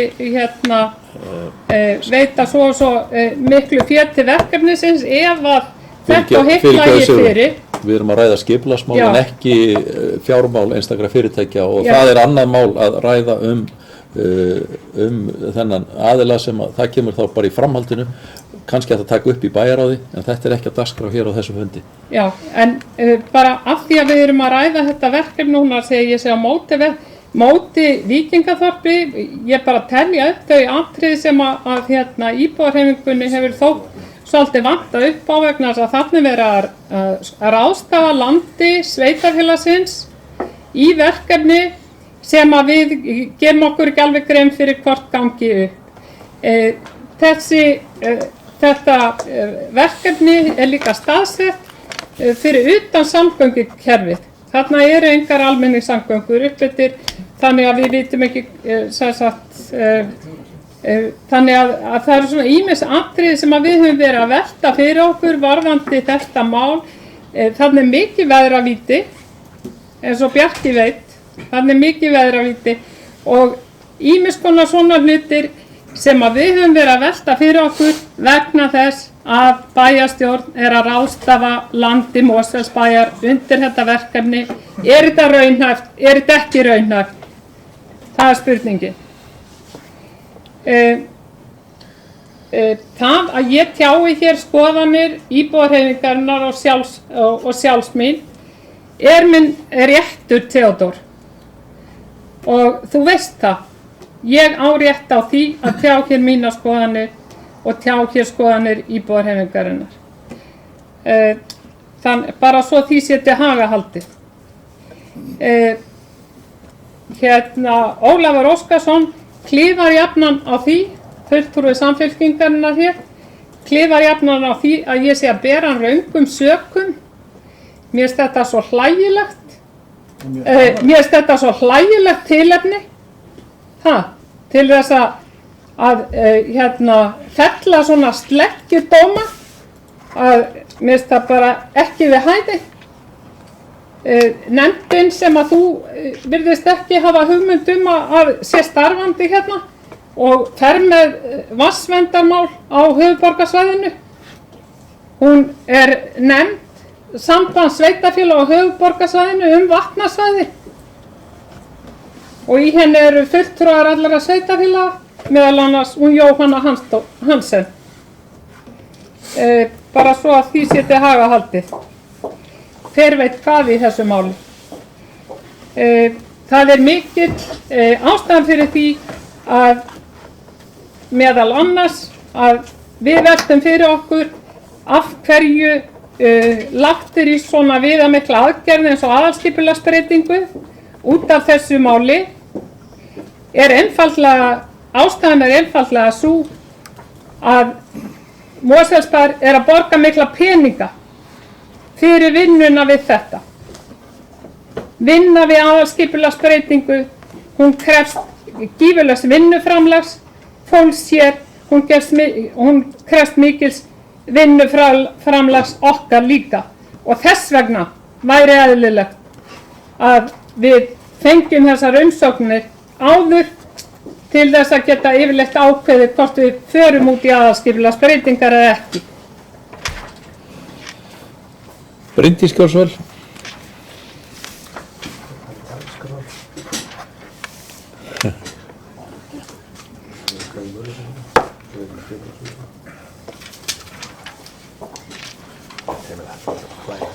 Já, forseti, ég ætla nú ekki að lengja þessa umræðu neitt sérstaklega en bara aðeins varðandi það hvort við vitum ekki nákvæmlega hvort að þessu verði og mér finnst bæjarfulltrúi einmitt nú vera farin í eitthvað allt annað. Annars erum við í skipulagsnefnd falið að fjalla skipulagsmál og veita ráðgjöf í því og fjalla slík efni og hins vegar allt í einu að fara að tala fjármögnun fyrirtækisins og eitthvað þess háttar. Ég fór yfir í ræðu mín að þetta tengist einhverju leyti saman en bara ekki inn í skipulagsnefnd. Við erum ekki að fjalla alla þætti þar tengt þessu fyrirtæki. En við hér skrifum undir vilja yfirlýsingu við þetta fyrirtæki að vinna með því vegna þess að bænum fannst eftirsóknarvert að fá þessa hugmynd hinga til sín. Við höfum líka verið að ræða þá á öðrum vettvangi hvernig við sækjum fyrirtæki og ef ég man rétt að þá hefur einmitt fulltrúi íbúðarhreyfingarinnar lagt áherslu á það, við þurfum að gera það. Þarna eru aðilar sem koma til okkar, óska eftir því að byggja upp sína starfsemi innan okkar sveitarfélags og við erum tilbúin í þá vinnu með þeim. Þegar við förum í skipulagsvinnuna getum við aldrei sagt fyrir fullt og víst hvort að þessu verði. Okkar hlutverk eingöngu að fjalla skipulagslegu forsendurnar og það höfum við gert og þetta það ferli sem svona mál eiga að fara í. Þó að bæjarfulltrúin kunna hafa einhverja skoðun á því að það að gera þetta einhvern veginn öðruvísi og leita umsagnar eftir einhverjum öðru leiðum, þá bara tel ég fullvíst að þetta það kerfi sem búið að byggja upp í kringum svona mál og við erum að fylgja því. Ég hef líka sagt og ég held að það sé mjög mikilvægt ef að við sem sveitarfélag ætlum einmitt að sækja til okkar fyrirtæki þá þurfum við líka að vera tilbúin að vinna með þeim einhverjum hætti. Og skipulagsferli langt og strangt og mikið ferli og þessir aðilar hafa reglulega haft samband við okkur og spurt hvað nú að frétta, hvernig verður þetta og við höfum alltaf upplýst á þá óvissu sem uppi hefur verið vegna vatnsverndarinnar og þá vinnu sem verið að vinna á þeim vettvangi. Nú hefur við komið með tillögu hvernig hægt að láta þetta fara saman og þess vegna höldum við áfram með ferlið svona. Ég tek líka undir með bæjarfulltrúa Ólafi sem talaði áðan að við munum alltaf láta vatni njóta vafans og við í Sjálfstæðisflokknum og Vinstri grænum munum líka gera það. Þannig að komi eitthvað upp núna í þessu ferli sem bendir til þess að þessar aðgerðir sem við erum að leggja hér til séu ekki nægilega góðar og munu ekki gæta vatnsverndarinnar nægilega, þá munum við örugglega breyta afstöðu okkur til málsins. En ég ætlaði bara að ítreka þetta áður að það hvort að svo verði að uppbyggingunni, það svo bara einhver annar þáttur. En það alveg hreinar línur að þetta fyrirtæki mun ekki staðsetja sig í Mosfellsbæ nema við vinnum líka með skipulagslega þátti. Þannig að það ekki hægt að segja bæði haltu mér og slepptu mér í þessum efnum. Þannig að við verðum að keyra þetta ferli áfram, sjá hvað kemur út úr því, svo sjáum við hvort að þeim hafi tekist sína fjármögnun og alla þessa þætti og hvort að það verða veruleika eins og þessir aðilar sjá fyrir. En þetta auðvitað nýsköpunarfyrirtæki og nýsköpunarfyrirtæki erum við í þeirri stöðu að hugmyndir þeirra verði ekki alltaf að veruleika. En mér hugnast vel þessi hugmynd. Þeir hafa lagt fyrir okkur og kynnt fyrir sveitarfélaginu viðskiptahugmynd sína og hafa hér haft fjárfesta og lagt slíkt á borði og ég hef fulla trú á því að þeir muni leggja sig alla fram við að gera þetta verkefni að veruleika og það verði til þess að auka mannlífið og ferðaþjónustu hér í sveitarfélaginu. Ólafur Ingi Gjórsvel. Forseti, ég biðst afsökunar á því að koma hér upp í þriðja skiptið, en ég tel mig að hluta til vera að koma hér til þess að bera með sakir. Ég kannski, það má kannski segja að ég sé stundum að klifa á því að það sé rétt eftir mér haft eins og öðrum. en ég greinilega ekki einn það hafa komið fleiri hér upp og talað það. Það verðist hins vegar að vera þannig að sumir hlusta ekki bara nægilega vel. Ég held að það sé nýstar. Og svo finnst mér þetta dálítið sérkennilegu vinkill. Ég get ekki að því gert að þegar við förum að leggja dóm á viðskiptaráætlanir fyrirtækja sem vilja standa hér á uppbyggingu. Ætlum við almennt kannski að fara að gera það þegar að fólk ætlar að fara að byggja hús eða hefja einhver atvinnustar sem hafa skoðun á viðskiptamódelinu sem á að framkvæma. Mér finnst það ekki verið okkar verkahring. Það getur vel verið, eins og Bæjarfulltrúi Bryndís benti hér á áðan, að þetta muni allt saman breytast og það muni koma fram upplýsingar sem að fá okkur til þess að skipta skoðun og við myndum segja nei, við viljum ekki að þessi fara í þetta vegna þess að þetta ógn við vatnsverndina eða eitthvað slíkt. Og það getur líka vel verið að það kom upp á að það sem við hér nýsköpunarfyrirtæki að ræða, að það hefur ekki þrótt til þess að gera þetta. Ég vona hins vegar að þeir hafi þrótt til þess að gera það og ég vona hins vegar að þetta muni ekki spilla vatnsverndinni og við munum alltaf, eins og ég ítrekaði, við munum alltaf láta vatni njóta þessu vafa að það í fyrsta sæti og síðan bara að minna á hitt málið að ég bara alveg viss það að þetta brunnsvæði, það verður fært. Ég tel miklu meiri líkur að þetta brunnsvæði verður fært á hagstæðari stað þó ekki nema væri út af veginu sem þannig liggur, vegna þess að ég tel miklu minni líkur að því að hann verði færður. Og þá mun þetta mál að mörgu leyti leysast af sjálfu sér.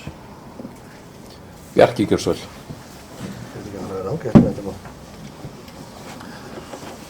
Allir að svara sér sætt. Já, forseti, þessi umræða þetta ákvæmna málinu fann að tegjast aldrei hérna fram á kvöldið. Ber á sér sætt. Og mér langaði nú kannski aðeins að tala þetta í víðara samhengi því að mér finnst ég vera alltaf að sjá og heyra sömu söguna hér. Sama munstrið á bæjarstjórnarfundum og bæjarstjórn Mosfellsbæjar. Munstrið snýst það að fulltrúi íbúðarhreyfingarinnar kemur og tekur eitthvað eitt mál fyrir, misjafnlega vel næstuð að heiman og gerir það mikið mat úr því og oft hann á bókanir, það ekki komna bókanir hérna á dagbókanir. Jú, það bara bókanir. Tillaga, já, gott og vel.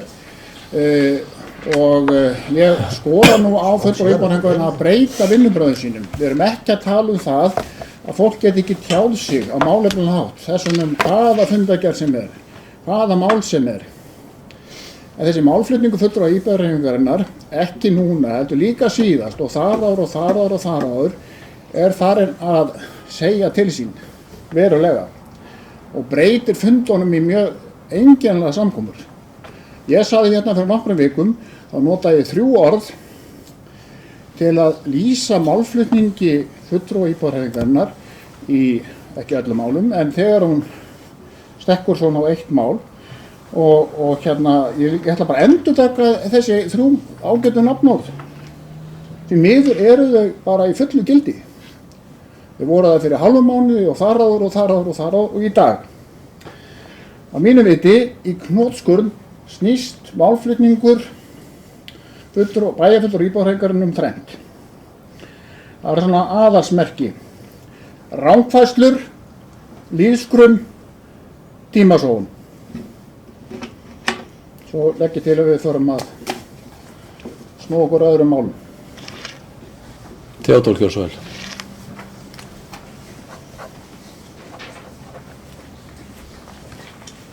Forseti, ekki eins og Ólafur byrst ég afsökunar á kominni 3. skipti, ég lofa að gera það ekki. En segja þetta aftur, kannski staðfesti nú Bæjarfulltrúi Sigrún það sem ég var að segja, það væri bara til ein hún og það væri kannski okkur helsti vandi. Þegar hún ætlaði meira sér að tala það svæði sem að þetta ágæta fyrirtæki vil stofna, það sé rokraskat og þið vitið það bæði Bjarki, þetta er vonlaus staður að vera á. Hún vil líka fara að skipta sér af fjármögnuninni og telur þetta jafnvel óráð, þá getur hún bara heyrt í þeim, því það kemur sjálfur sér okkur ekki við. Við erum að reyna að búa til umgjörðu að mæta óskum, fólk vill vera í uppbyggingu og vera svona hvort og í landi okkar séu tækifæri og við stöndum fyrir það. Og langar líka að bæta ef ég sagði ekkert hún mætti ekki tjá skoðunum sína eða íbúðarhreyfingarinnar, minntist ekki einu orði á það. Var bara að segja við hana að orð okkar eru líka mikilsvirði og við metum orð okkar líka og þarf ekki að hrauna yfir þau. það er alveg óþarfi og þess vegna er ég enn og aftur, kannski eins og Ólafur, allir sem hafa komið upp utan Sigrúnar, að biðja bara með höldum okkur við málið, séum málefnileg, kurteis og kammó, þetta er bara vinsemd og virðing í garð hvors annars, þetta er ekkert annað en það. Það þarf ekkert að vera með þennan æsing eða að fara að gaggast hver í annan. Þannig að ég held að ráðleggingar til fyrirtækisins sem rókraskat, þú getur heyrt í þeim, þú getur örugglega upplýsingar þá, upplýst og þetta sé vonlaust að byggja nokkuð þarna. Þeir sóttu sérstaklega eftir rókraskati? Já, þeir sóttust eftir því, það er kannski í þjóðveldisaldar-stíl, en ég held að við verðum að passa okkur og við erum eins og kannski Bjarki tók hérna saman. Þetta er skrítin samkoma og Sigrún náttúrulega skýrði þetta leikhús fáránleikans sem að eins og ég hef áður sagt, hún leikstýrir og ég kannski skammast mér fyrir það að taka alltaf þátt, ég læri ekki neitt, ég kem alltaf hérna upp, læt undan þessari vitleysu sjálfum mér að koma, en ég bara reyna að tala við íbúana, ekki við Sigrúnu, ég er búin að reyna það, þetta er tóm vitleysa, þú veist, trúið okkur bara, komið þið, það situr enginn hér aftast en komið þið, við erum með beinni útsendingu, þú veist, leggjum okkur lið, já, takk. Sigrún Gjörsvæl. Svo gerir ég ráð fyrir að við gerum því fundarhlé þegar Sigrún hefur lokið máli sínu. Já, ég byrst líka afsökunar á því að þurfa að koma hér síendurtekið í ræðustól til að bera af mér ýmsar ásakanir og rangfærslur á mínu málflutningi. Mér langar eiginlega bara að lesa hana texta yfir sem að ég fór með hérna áðan. Ég með það niðurskrifa. Það er óþarf að lesa þetta aftur. Út af þeim svakalegu ásökunum sem að fólk hefur komið fram með eins og dylgjaðum það að ég sé ókurteis, dylgjaðum það að það sé endalausar rangfærslur í mínu málflutningi. Mér langar bara að lesa þetta aftur, þið verður að fyrirgefa. Og hérna, en sem sagt, ég ætla samt að hlífa ykkur við því að lesa þetta aftur. En mér langar að spyrja en mér langar samt að lesa tillöguna aftur. Hún verður að lesa þegar hún segir til allan dónaskapinn sem ég er að flytja hérna. Fyrirgefa, hún verður kannski lesin aftur þegar að hún verður borin upp. Hún segir til allan dónaskapinn og allar rangfærslurnar sem ég er að bera á borð hér í bæjarstjórn Mosfellsbæjar. Og Bjarki, þú ert enn og aftur saman við þig að ráðast í mannin frekar en boltan. Það er þitt afrek í pólitík í Mosfellsbæ. Önnur eru þau ekki. Það er að ráðast í mannin frekar en og geta aldrei talað á öðrum forsendum en þeim mál í staðis að taka efnislega afstöðu til þess hvað er verið að gera þarna upp á heiðinni varðandi vatnsverndarsvæðið þá velur þú þann kost að úthúða þínu pólitíska andstæðingi opinberlega eða sem sagt, já, persónulega. En mig langar í raun að taka til máls undir öðrum lið. Hvaða? Í sömu fundargerð. Ég held að við frestu þeirri umræðu og þá komur upp aftur og eftir það. Gerum hérna, ég var búin að lofa fundarhlið þegar varðandi þennan lið. Já. Þannig að við gerum hér stutt hlið núna. Já, við hefum þá funda 9. Ég geng út frá því að það sé ekki fleiri sem ætla að tala þennan ágæta 7. lið í fundargerð skipulagsnefndar. Það er réttu skilningur hjá mér.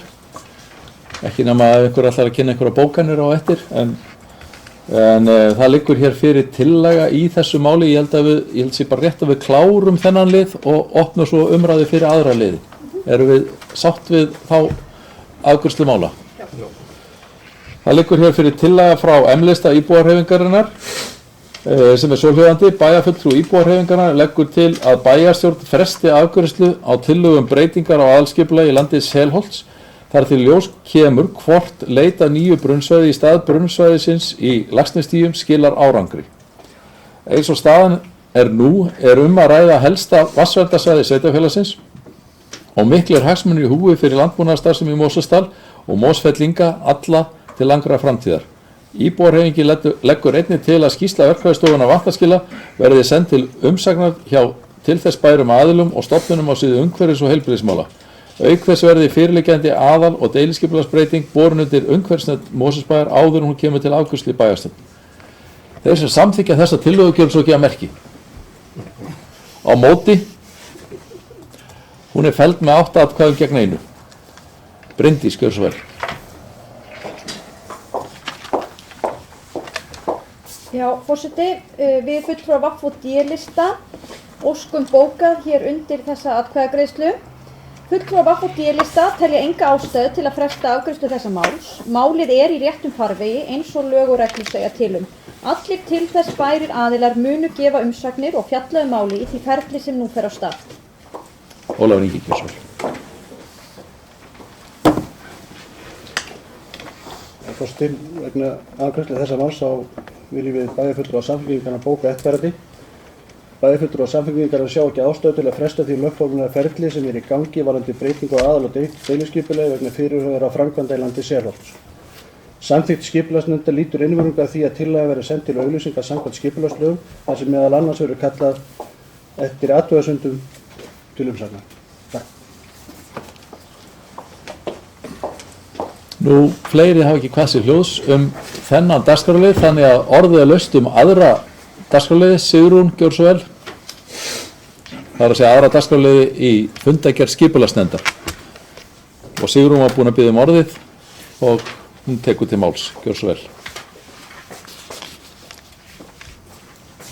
Já, ágæti forseti, það liður númer 12 í fundargerð skipulagsnefndar.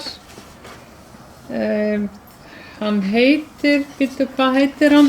Umræða erindi íbúa að Álafossvegi verði breytt í Botnlangagötu.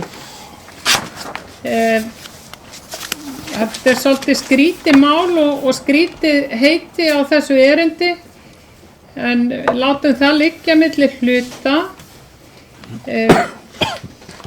Það sem ekki var rætt á fundinum, en mig langar að forvitnast hvernig á því stendur að búið sé að opna Botnlangann. Og mig langar að byrja því að fá svar við því hverjir fyrirskipuðu að opna götuna aftur vegna þess að bæjarstjórn 11. mars síðastliðinn ákvað bæjarstjórn að loka götunni. Ástæðurnar sem voru fyrir því er svo helst að það gífurleg slysahætta þarna. Fólki gengur beint sem sagt út af lóðunum sínum, út á götu sem mjög þröng, það eru engir göngustígar og þar engin göngustígur. Það marg sýnt og sannað að þarna keyra bílar allt og hratt og þess utan svona mjög viðkvæm starfsemi í Kvosinni. Það vinnustaður, stór vinnustaður fyrir fatlaða. Það líka tómstundaskóli fyrir börn í Mosfellsbæ. Þannig að slysahættan mjög mikil þarna og bara fólk sem býr þarna og fólk sem kemur í Kvosina bara hætta búin. Hver ákvað að gera þetta? Fleiri sem æskja þess að taka til máls. Bryndís, gjör svo vel.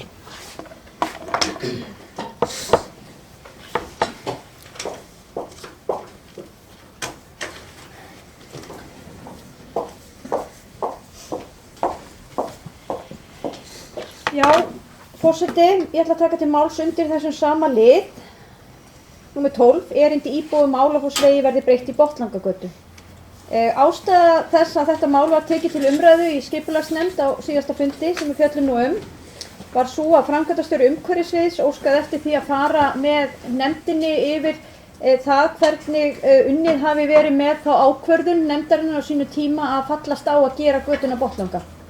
Það skal fyrst sagt að við höfum nú fjallað ítarlega og oft deiliskipulag Kvosarinnar og það gerði ekki ráð fyrir að þarna væri botngötu að ræða, heldur gerði það ráð fyrir að þarna væri hægt að keyra gegnum Kvosina.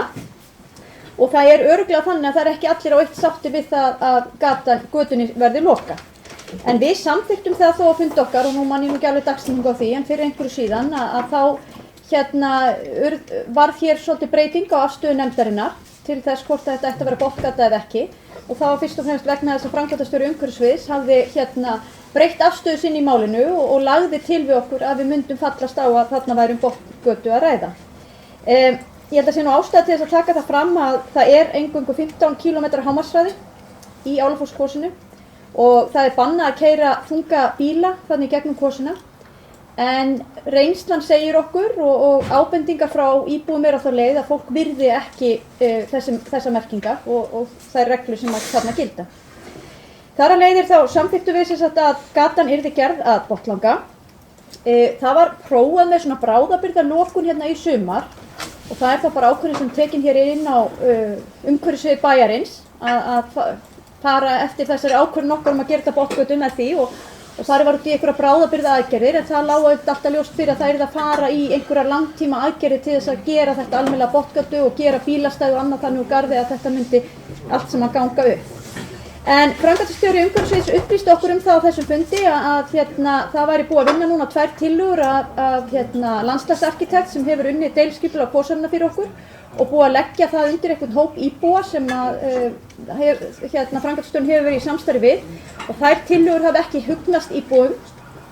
En auk þess líka komið upp svona kannski öllu flóknara mál sem lítur að því að lóðaleigusamningar eru á þá leið að lóðir eru merktar samkvæmt lóðaleigusamningum ef ég skil það rétt inn á svæði sem að bærinn taldi svona almenning, þar að segja bílastæði fyrir almenning hérna efst í Kvosinni og það þarf auðvitað að ná einhverju lendingu í það mál, þar að segja við getum ekki farið í lokun á götunni inn á svæði þar sem einhver getur veifað lóðaleigusamningi öðru svona það sé gert í með einhverju samkomulagi. Og það sem sagt einhver vandræði á því og þannig að það bara verkefni hér umhverfissviðs að finna lausn á þessu máli, annars vegar hvað lóðaleigusamningi varðar og hins vegar með einhverja framtíðarlokun í huga sem að hugnast sem flestum þarna á svæðinu.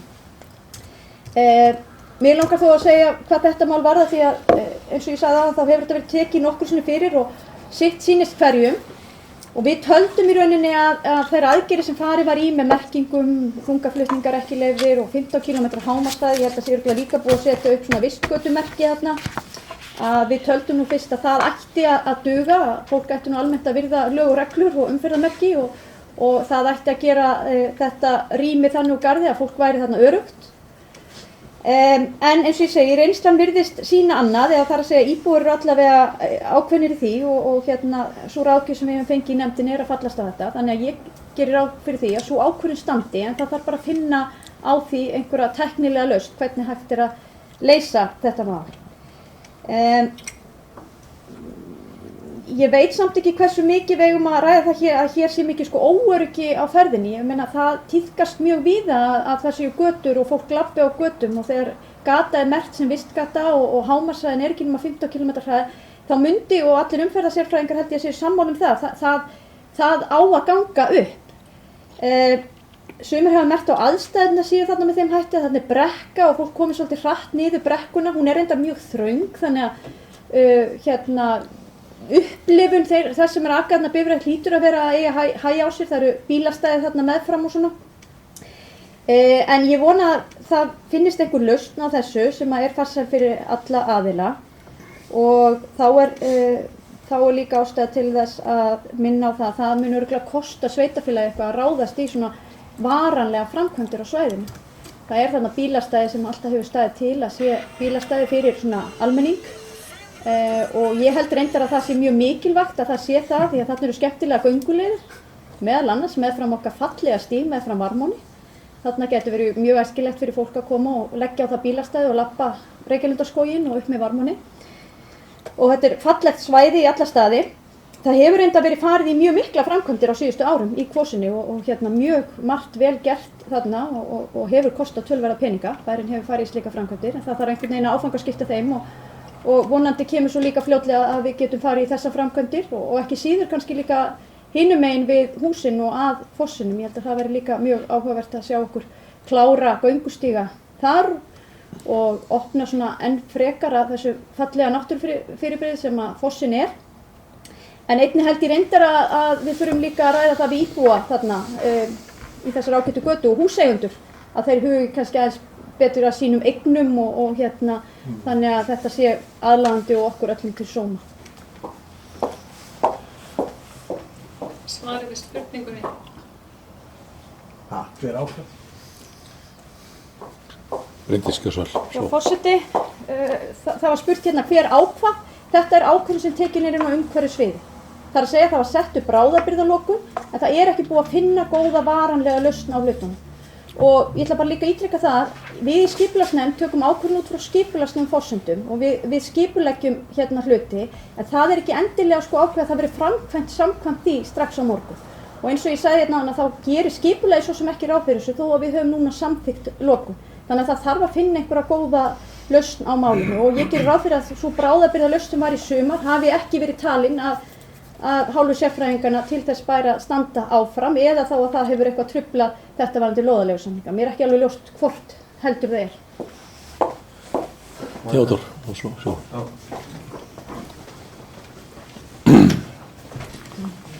Forseti, og kannski einmitt til að svara spurningun, eins er rétt og ég get haft það eftir að þá kannski þið sáu það borgarauksjóni, þá er ágreiningur sjáðu hús númer 33. Lóðin gengur inn á bílastæðið sem við höfum hingað til litið á sem svolítið almenning. Sigrún kannski veifar, það er þetta hús hérna 33 og lóðin nær þetta bílastæð þar sem við vorum með lokunina fyrir og það þarf að leysa það á milli því það er almennt álitið á okkur að þetta sé eign bæjarins, það verið farið með þessi slíkt og þetta er stæði fyrir almenning en nú hafa menn í þessum húsum vilja fá úr því skorið hver á, það er kannski það sem stendur helst. Ef ég skildi Jóhannu rétt. Takk fyrir. Sigrún Gjörsvall.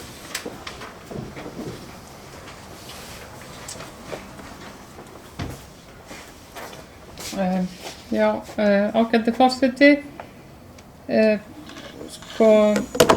Þegar að íbúarnir óskuðu eftir þessu að þessu yrði breytt í botnlanga út af þeirri miklu slysahættu sem þarna þá skrifuðu allir íbúarnir undir að þeir vildu að þessu yrði lokað út af slysahættunni.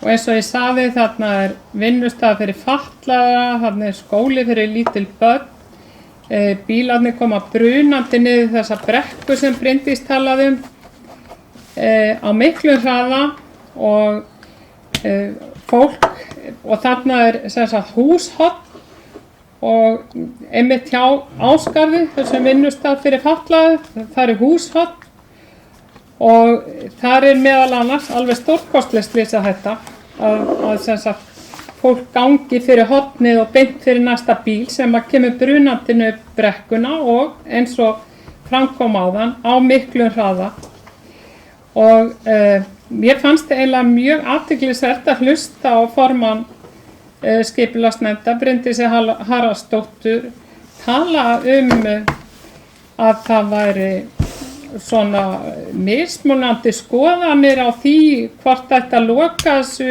eða ekki vitandi vits hverslega slysagildra þetta þegar þessi tillaga var borin undir bæjarstjórn hvergi minnst á neitt fyrirvara. Þarna var verið að leggja fyrir bæjarstjórn að taka ákvörðun hvort að þetta yrði botnlangagata eða ekki og það stendur mjög skýrum stofum í fundagerðinni að bæjarstjórn hafi ákveðið að Álafossvegur yrði botnlangagata. Þar voru engir fyrirvara og ég gat ekki heldur sé þá fyrirvara í fundagerð skipulagsnefndar. hvað þessar 2 tillögur varðar, þá koma þessar tillögur sem hafa verið til umræðu og verða væntanlega aftur til umræðu á fundi með Jóhönnu 3. desember. Þá koma þær þessum botnlanga ekkert við. Þær koma ekkert því við hvort gatan er opin eða lokuð vegna þess að þær tillögur eiga einfaldlega við svæði sem þarna fyrir ofan. Og þannig að það ekki máli. Mér langar að leggja til þangað til að bæjarstjórn ákveður eitthvað annað að tillögu skipulagsnefndar að þá höldum okkur við þá samþykkt sem við gerðum. Höldum áfram að hafa götuna lokaða þangað til að eitthvað annað kemur í ljós. Það einfaldlega gífurleg slysahætta þarna og ég velti fyrir mig hvort að kannski við ættum að biðja lögmanninn, hann Sigurð, að kanna það hvort að sveitarfélagið skapi sér skaðabótaskyldu ef það afléttir þessari lokun götunnar. Theodór Gjörsvel. Eða gerir ekkert í málun. Það verið að vinna í málun. Forseti, Gjörsvel.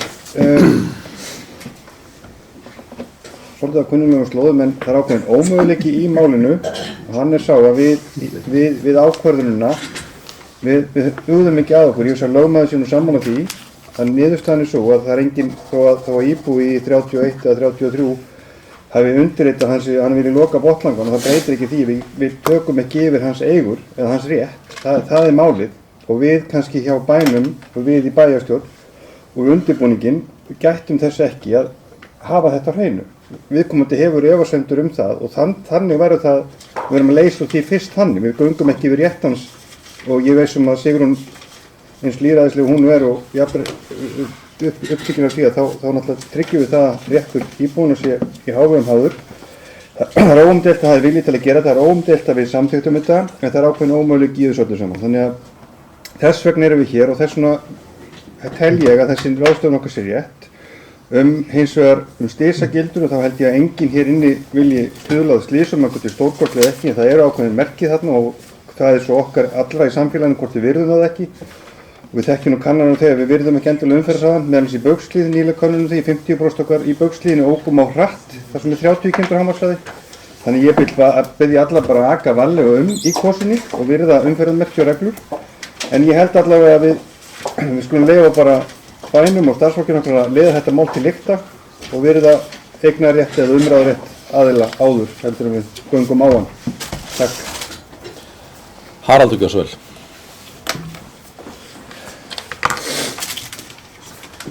Ég ætla að fá að taka til máls undir þessum sama lið og finnst stundum einhvern veginn í þessari umræðu okkar, ágætu umræðu okkar hér í bæjarstjórn ber þetta aldrei að því að það sem er sagt hér, það heyrist ekki úr þessum ræðustól.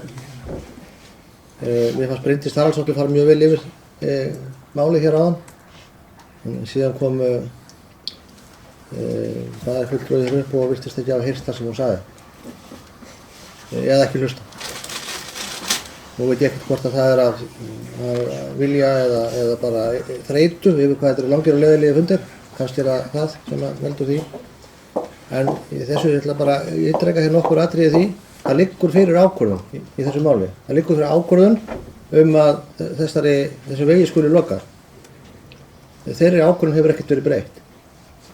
Hins vegar það er eins og hægt að breyta henni, eins og hvernig annarri slíkir ákvörðun að vilja það. En það hefur ekki verið gert og það liggur engin tillaga fyrir það. Það var gerð, gengi strax í það að hálfu starfsmanna bæjarins að gera það með bráðabirgðaaðgerðum.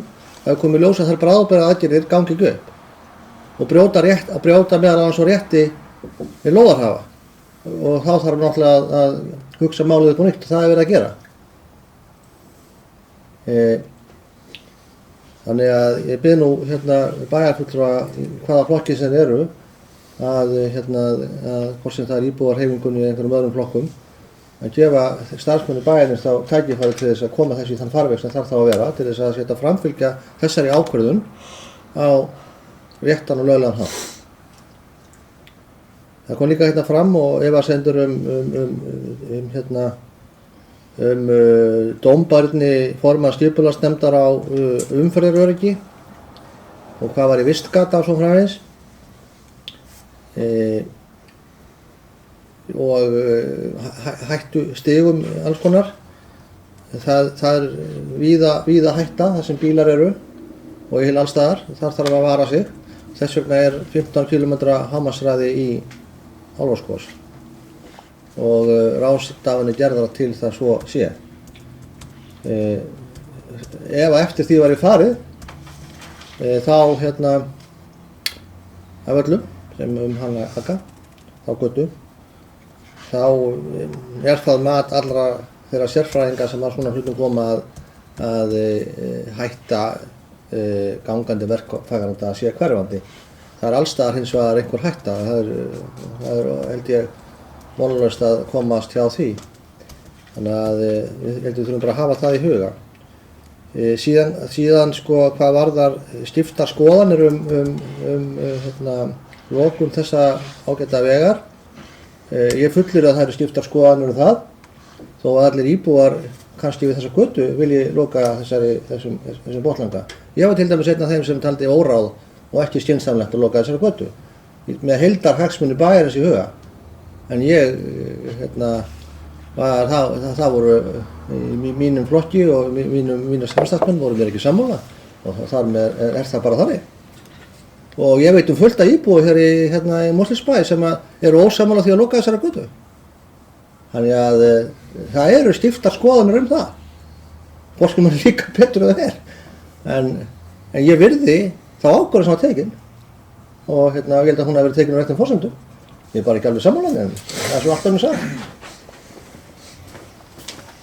Já, það eru fleiri, skal játast. Eitt situr hérna við borðendan. En Bjarki gjör svo vel.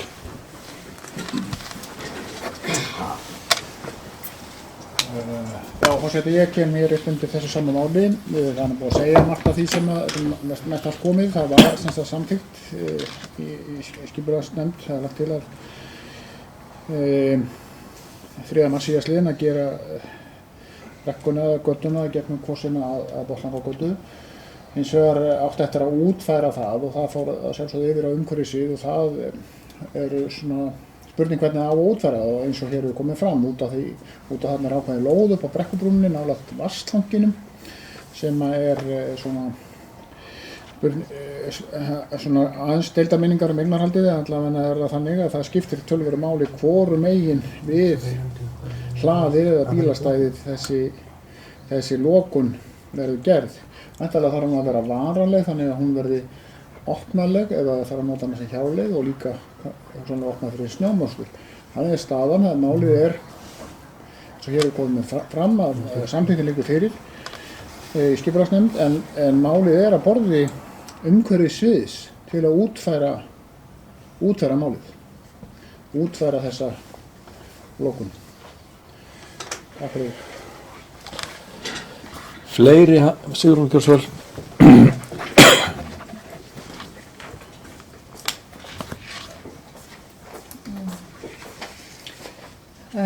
Já, ágæti forseti, ég skoðaði skipulagið þarna nokkra áratugi aftur í tímann og komst að þeirri niðurstöðu við þann lestur að megnið af þetta bílastæði fyrir ofan kvorsina það virðist vera litið á það sem eign sveitarfélagsins, allavega samkvæmt því skipulagi og síðan eiga á fólk að hafa afnot af því, þessu bílastæði í framtíðinni. Þannig að þetta er allavega eftir því sem ég best fæ séð Mosfellsbæjar. Ég fann hins vegar ekki þó að ég gerði ítrekaðar tilraunir með með þessari fínu leitarvél okkar á fundagáttinni, þá gerði ég tilraun til þess að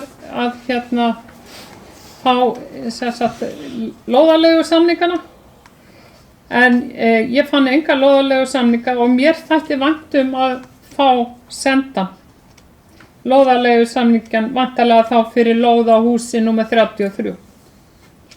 En það eru þessi hús sem eiga að hafa, það eru húsin frá 23 til 33 sem eiga að hafa aðgang að þessu bílastæðjarna fyrir ofan. Það kannast enginn við í Brekkunni að hafa gert tilkall til einhverja lóðar sem að bærinn hefur talið sig eiga. Þannig að ég átta mig ekki alveg á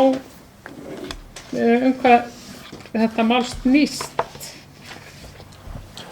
Ég held að það sé eðlilegt að þetta mál til meðferðar í skipulagsnefnd eins og ég skil málið. Það ljóst að framkvæmdastjóri sviðsins var að kynna málið inn í nefndinni og það verið að skoða tillögur út frá fyrirliggjandi lóðasamningum. Þannig að ég held að það sé farsælast að nefndin þetta verði áfram unnið innan nefndarinnar eins og verið að gera og innan sviðsins til þess að fá botn í hvar lóðir liggja og hvaða möguleikar eru í þessu stöðu. Það það sem verið að vinna. En Bryndís, ætlaðu þú að bæta ykkur við þetta? En ég finnst þetta að vera skýrt. Þetta í vinnslu innan sviðs og nefndar.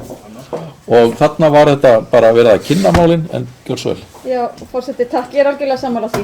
Það verið að vinna þetta og í rauninni þetta fyrst og fremst inn á sviðinu. Þetta útfærsluatriði í mínum huga og þau finna lausn á því og koma svo inn til okkar í nefndinni ef það þarf að fjalla það með þeim hætti. En bara aðeins út af því að það talað mikla slysahættu þarna að það ekkert í okkar gögnum, við höfum látið umferðarsérfræðinga fara yfir málulegna, það ekkert sem bendir til þess að það sé algjör þörf á því að gera þessa götu að botngötu, bara svo að því sé til haga haldið. Mér kunnugt það að íbúar hafi allir skrifað undir lista og mótmælt þessu og vilja sjá þetta verðandi botngötu, en við fáum mjög gjarnan undirskriftarlista og það ekki þar með sagt að við bregðumst við því sem að fólk þar að óska eftir. Við skoðum það faglega og förum yfir það og það nú einmitt til umfjöllunar hér í þessari ágætu fundargerð slíkir undirskriftarlistar. Þeir hafa bæði verið á þá vega að loka innkeyslum og opna innkeyslur og við í þessari nefnd og sviðinu sem slíku verðum auðvitað bara að fara faglega yfir það. En svo bara til að ítreka það ekki þarna sem að segir okkur af okkar sérfræðingum að þarna sé ykkur bráð hætta eins og hér var verið að lýsa. Það búið að bregðast við með merkingum og öðru, en auðvitað erfitt ef að fólk ekki að fylgja lögum og reglum. Og þetta ákvörðun sem tekin hefur verið og ég gerir ráð fyrir því að þau finni einhverja lausn á því máli og komi þessu í framkvæmd til fyrsta. Fleiri sem óska eftir að taka til máls fundargerð skipulagsnefndar. Ef svo ekki, þá hún borin upp. Þeir sem að samþykkja hana eins og einstök erindi bera með sér. Vill óskar eftir því að 7. málið sé borið upp sérstaklega. Þá orðið við þeirri beiðni og það borið upp þá fyrst og sérstaklega og 12. málið líka. Það ekki ákvörðun þar. Nei, ok, já. Það bara málið. Þú búinn að bera það? Nei, ég var bara búinn að bera upp. Mér láðist að bera upp tillögu nefndarinnar. Ég bar bara upp þína tillögu. Þá liggur náttúrulega hinn til grundvallar. Já, hún liggur til grundvallar og ég ætlaði að bera hana upp með fundargerðinni að öðru leyti, en hún óskað eftir að hún borin upp sérstaklega og þá orðið við því. Þeir sem samþykkja afgreiðslu skipulagsnefndar í 7. máli varðandi Selholt, Gjörsolakjafarmerki, takk fyrir og á móti. Hún samþykkt með 8 atkvæðum gegn 1. Þá ber ég upp fundargerðina að öðru leyti. Þeir sem að samþykkja hana, Gjörsolakjafarmerki, takk fyrir. Hjáseta eða samþykki? Nei, var eitthvað til að taka ákvörðinu? Já, fundargerðin að öðru leyti. Fundargerðin, Já. Nei. hún er samþykkt þá með 9 atkvæðum. Þá er þessi fundargerð afgreidd og við komum að fundargerð 31. fundar ungmennaráðs Mosfellsbæjar sem haldin var 11. nóvember. Orðið laustuð þá fundargerð. Ef enginn kveður sér hljós þá er umræðum lokið. Þeir sem staðfesta hana gjörðu svo gefa merki. Takk fyrir, hún er staðfest og samþykkt með 9 atkvæðum. Þá erum við næst komin í almenn erindi og það er 8. mál fjárhagsáætlun Mosfellsbæjar. Þar undir er erindi frá bæjaráði varðandi gjaldskrá hitaveitu Mosfellsbæjar og hún er hér til fyrri umræðu og það liggur hérna fyrir tillaga gjaldskrána. Er einhver sem óskar eftir að taka til máls? Annars er tillaga hér bara að henni verið vísað til annar umræðu ef enginn ætlar að tjá sig. Ef enginn tjáir sig þessa tillögu þá ber ég upp þá tillögu að þessari tillögu að gjaldskrá verði vísað til annarra umræðu að hálfum mánuði liðnum. Þeir sem samþykja það gjörðu svo gefa merki. Takk fyrir, það er samþykkt með 9 atkvæðum. Þá er 9. mál á dagskrá sem er útsvarsprósenta 2016 og það liggur hér fyrir erindi eða tillaga hana en ég ger ráð fyrir að Haraldur, vilt þú fylgja þessum máli eitthvað úr hlaði eða? Nei, ekki nema að sé orka sérstaklega eftir því, það liggur alltaf fyrir tillaga afgreiðslu. Ég get lesið hann upp ef ég kæmist nú inn í kerfið, þannig ég kemst ekki. Já, það er óvænt vinsalast hafið samband við þjónustuver er hérna erindi hérna sko sem að kemur upp hjá mér. Það var einhverju með það, gæti ekki gert grein fyrir þessu tillaga. Það er ánægðan tölvurans Theodors. Það er bara ekki ljáð máls á því að komast inn. Veist þú inn? Ég er ekki þannig. Forseti, það er einhver hér fyrir tillaga með ákvæða útsvarsprósentu fyrir árið 2016. Það er aðeins smá flækjustig í því verkefni þar sem að það hefur ekki verið ákveð hver verður hámarks útsvars hlutfall af tekjuskatti af fjármálaráðuneytinu eða ríkisvaldinu. Það er í gildi ákveð þessar mundir gildi þessar mundir ákvörðun sem var tekin fyrir ári síðan og gildi til 1 árs tímabundna hækkun á útsvarshlutfalli og kostnað tekjuskattsins sem nam 0,04% en hámarks útsvari samkvæmt lögum er 14,48%. Þessi ákvörðun rennur úr gildi núna og ekki hefur verið tekið ný ákvörðun en það sem liggur fyrir að það er í gangi viðræður milli sambands sveitarfélaga og ríkisvaldsins það. Þetta snýr að því að kostnaði sem hlýst af rekstri málaflokksins fyrir fatlað fólk og það liggur ekki fyrir það samkomulag. Þess vegna er lagt hér til að bókað verði að miða við að útsvarshlutfall fyrir árið 2016 verði hámarksútsvar, það er 14,48% af útsvarsstofni. Það viðbætir hækkun sem kveðið verður á í lögum tekjustofna sveitarfélaga á grundvelli fyrirhugað samkomulags milli ríkis og sveitarfélaga endurmat og yfirfærslu þjónustu við fatlað fólk frá ríki til sveitarfélaga. Það fylgdi þessu sérstök skýring sem ég telur svo sem enga ástæðu til þess að fara að lesa upp og var svona efnislega það sem ég var að segja hér í orðum áðan. En á þessu stigi er sem sagt ekki liggur upp í ljóst fyrir hver útsvarsprósentan heimilað hámarksútsvar verður. Þannig að þess vegna er þá lagt til að bókunin verði með þessum hætti og ákvörðunum. Og kannski fyrir því að það er í raun og veru óbreytt útsvarsprósenta sem slík þá fyrir Mosfellsbæ sem hefur núna bildið þessu ári og reyndar undanfarin ár. Ég lít svo á að þetta sé sem sagt tillaga það að sem verið borin hér upp til samþykktar sem að ræða þó að hérna okkar ágæti lögmaður sambandsins hafi talað tillögu að bókun eða hugmyndabókun, heldur þetta hugmyndatillögu og Bryndís var búin að biðja orðið, gjörðu svo vel. Já, forseti. Ég mun greiða þessari tillögu atkvæði mitt en það er þá svona með sorg í mínu frjálslynda hjarta sem að ég geri það. Tillagan gengur í rauninni bara út af það að við heldum áfram að innheimta hér hámarksútsvar og ég vildi svo mikið óska og vona að sveitarfélagi væri í stöðu til þess að gera annað en nákvæmlega það en þekkjandi líka rekstur þessa sveitarfélags vel og hvernig samsetning íbúa er hér og þau verkefni sem að okkar bíða á næstu árum að þá átta ég mig á því að möguleikar til einhvers annars eru engir. Fleiri sem óska eftir að taka til máls. Ef svo er ekki, þá ber ég upp þessa tillögu, er einhver sem óskar eftir að ég lesa hana. Haraldur gerði grein fyrir henni hér áðan og hún er hérna í fylgiskjali. Það er tillaga það að útsvarshlutfall verði hámarksútsvar 14,48 pluss viðbætur sem verða þá kveða í lögum tekjustofna sveitarfélaga. Þeir sem að samþykkja þessa tillögu eins og hún er orðuð í fylgiskjali hjá okkur, gjör svo ekki að merki. Takk fyrir, hún er samþykkt með 9 atkvæðum. Þá er þessi dagskrárliður tæmdur. Við förum í fundargerð til kynninga.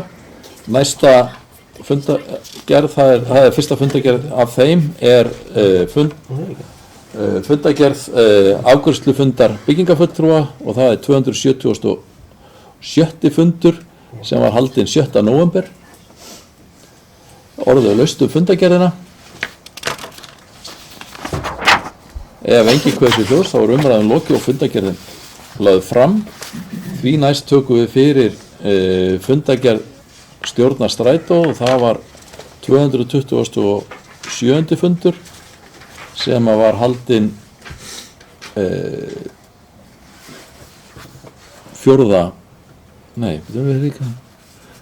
16. október. Orðið laust fundargerðina. Bryndís, gjörðu svo vel.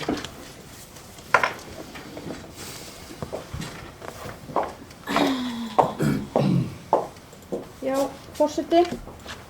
Ég ætla að halda mig við þá hefð að koma hér upp undir fundargerð Strætó og renna svona yfir það sem að þar hefur farið fram. Á þessum fundi var fyrsta máli kjarasamningar og staða þeirra en Strætó semur sérstaklega við SFR, stéttarfélag Reykjavíkurborgar. En yfirleitt er þannig að við fylgjum Reykjavík þannig að við förum ekki á stað fyrir en Reykjavík hefur klárað sína samninga og þarna var fjármálastjóri að bara upplýsa okkur þá stöðu sem uppi er í þeim kjaraviðræðum. Í lið númer 2 var liður hét starfsmannamál og þar var umræður starfsmannamál hjá Strætó og það gildir þann lið trúnaðar þannig ég ætla ekki að fjalla frekar það. Endurskoðunarnefndin kom undir 3. lið á fund til okkar. Þetta er þar að segja endurskoðunarnefnd Reykjavíkurborgar og samkvæmt samþykkt stjórnar Strætó og allra hinna byggðasamlaganna þá er endurskoðunarnefndin núna jafnframt endurskoðunarnefnd fyrir okkur og þau voru þarna að kynna sig og sín störf og jafnframt höfum við sett innri endurskoðun þar að segja í sérstaka verðkönnun ef við óskum eftir verðum tilboðum frá fyrirtækjum út á markaði í innri endurskoðun og þarna var verið að fara yfir það var reyndar ekki lagt fram á þessu fundi en vonandi getum við komið því í öruggan farveg á næstu fundum okkar. Það var líka rætt rekstrarúttektina og þarna mætti Birgir Björn Sigurjónsson, fjármálastjóri Reykjavíkurborgar og svo Ágúst Þorbjörnsson sem er ráðgjafi en hann hafði lokið á störfum sínum með Strætó, hvað Strætó varðar í þessari rekstrarúttekt og ég hef nú rætt það hér áður Gögn þeirra rekstrarúttektu hafa ekki verið gerð opinber og mun ekki vera gerð opinber strax, en það ennþá verið að vinna að þessari rekstrarúttekt hjá hinum byggðasamlagunum. En ég get þó upplýst það að við samþykktum í stjórn Strætó fjárhagsáætlun okkar á síðasta fundi og þar eru komnar inn umtalsvert miklar hagræðingaraðgerðir í rekstri. Það nú fyrst og fremst kannski í stoðþjónustunni, við erum ekki með neina tillögur að breytingu á leiðakerfi eða öðru, en það svona ýmislegt sem við ætlum að reyna að gera betur og með hagkvæmari hætti, þannig að sveitarfélögin þurfi að greiða minna fyrir þessa mikilvægu þjónustu sem almenningssamgöngur eru. En fleira var ekki rætt á þessum fundi, en endilega við hafa einhverjar spurningar, þá þeim endilega til mín. Það svona í framhjálpi að geta þess að ég sá allavega 10 manns bíða eftir strætisvagni í hér Bjarkarholtinu fyrir framan framhaldsskólan í gær 4:30, þannig að kannski gleður einhverju að heyra það. En ef fleiri hafa ekki hvað sér ljós, þá er umræðan lokið og fundargerðin lögð fram. Við tökum fyrir fundargerð næsta stjórnarfundar Strætó sem var haldinn 2. nóvember, það er 228. fundur. Er einhver sem að æskir að taka til máls þá fundargerð? Bryndís, gjörðu svo vel. Þetta aftur svo ég haldi mig við þessa hefð. Þarna á þessum fundi fjölluðum við jafnframt rekstrarúttektina, aftur starfsmannamál. Þarna samþykktum við svo árangursmat stjórnar og þegar nú örugglega séð það áður í fundargerð, en það er sem sagt í samræmi við starfsreglur okkar að þá eigum við á hverju ári að leggja mat á störf okkar sem stjórnar og ég hygg nú að það hafi staðið ansi lengi í þessum ágætu starfsreglum, en þetta er engu að síður í fyrsta skipti sem við erum að gera það og bara loksins segi ég og við erum ennþá eftir að sjá hver niðurstaðan í þessu, en þetta er náttúrulega fyrst og næst hugsa þannig að við getum lagt mat á störf okkar og þá bætt eitthvað sem betur mætti fara. Þarna var líka samþykkt starfslýsing fyrir sviðsstjóra rekstrarsviðs og ég hygg að sú auglýsing hafi verið birt nú þegar í fjölmiðlum sem þetta starf sem nú er verið að auglýsa. Þá er það fundargerð 347. fundar stjórnar skíðasvæða höfuðborgarsvæðisins. Er einhver sem æskir að taka til máls þá fundargerð? Kolbrún, gjörðu svo vel.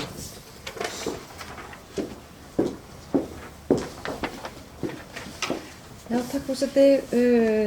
Það var í rauninni ekki mikil dagskrá, en bara við fengum svona yfirlit það hvað undirbúningur fyrir snjókomuna gengur vel og snjógirðingar settar upp á báðum stöðum í Skálafelli og Bláfjöllum og við samþykktum gjaldskrá sem að allir fulltrúar allra sveitarfélaga samþykktu og það má kannski taka það fram að það er búið að gera gönguskíðabrautina en öflugri en hún hefur áður verið og það fjölgar í félaginu Ullungi sem er félag gönguskíðafólks. Ullur. Já, þetta er Ullungar kallaðir sig. Þeir kalla sig Ullunga, félagar, já það er sem verður að glæða mig.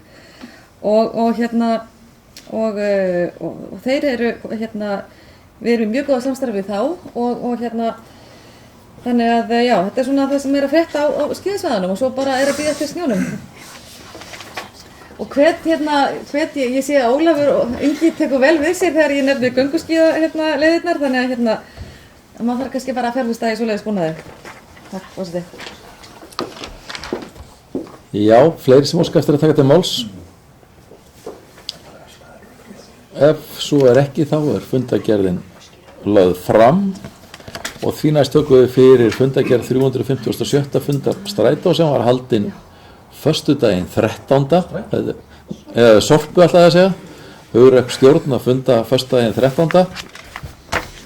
Það er þessi dagur verður víst lengi minnum hafður í mannkynssögunni vegna þeirra viðburða sem verður þar í París daginn þann. En Bryndís er nú búin að setja hérna svona fordæmi, þannig að ég held að ég sjá mér ekki annað en fætt en að tækti fundargerð Sorpu.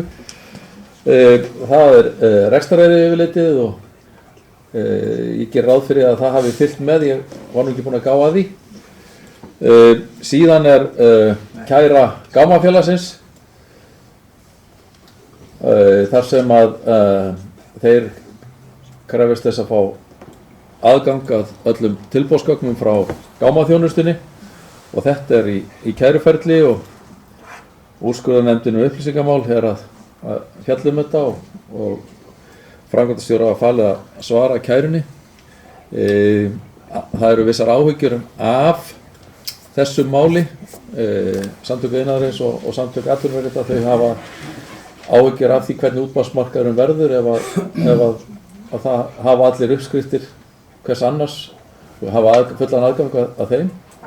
Ef að svo má orði komast, það er og ég orðaði þetta nú þannig á stjórnarfundi að mér finnst þetta bara eðlilegra að menn gætu sótt þetta bara á skrifstofu hvers annars á þess að þeir sem að væri að bjóða út verk þyrfti að hafa milligöngu þessa upplýsingagjöf á milli fyrirtækja ef að það væri skýrt að þetta ætti að vera opinn aðgangur að upplýsingum sem þessum. Það væri náttúrulega farsælast að menn bara skiptist á þessum upplýsingum og ef að lagaverkið væri með þeim hætti. Mér finnst það svona óeðlilegt að þeir sem eru að bjóða út verk eigi að miðla þessum upplýsingum á milli samkeppnisaðila. Nú þá var fjallað siðareglur starfsmanna og það var drög að þeim voru kynntar og það er frestað til næsta fundar og síðan var erindi frá Gróðri fyrir fólk og yfirlýsing það að menn væri reiðubúnir til samstarfs við þau samtök. Fleira lá ekki fyrir þessum fundi. Einhver sem æskir þess að taka til máls? Ef ekki, þá er umræðan lokið og fundargerðin lögð fram. Því næst tökum við fyrir fundargerð SSH. Það er 422. fundur sem haldinn var 27. október. Haraldur, gjörðu svo vel. Já, þú veist, ég langar að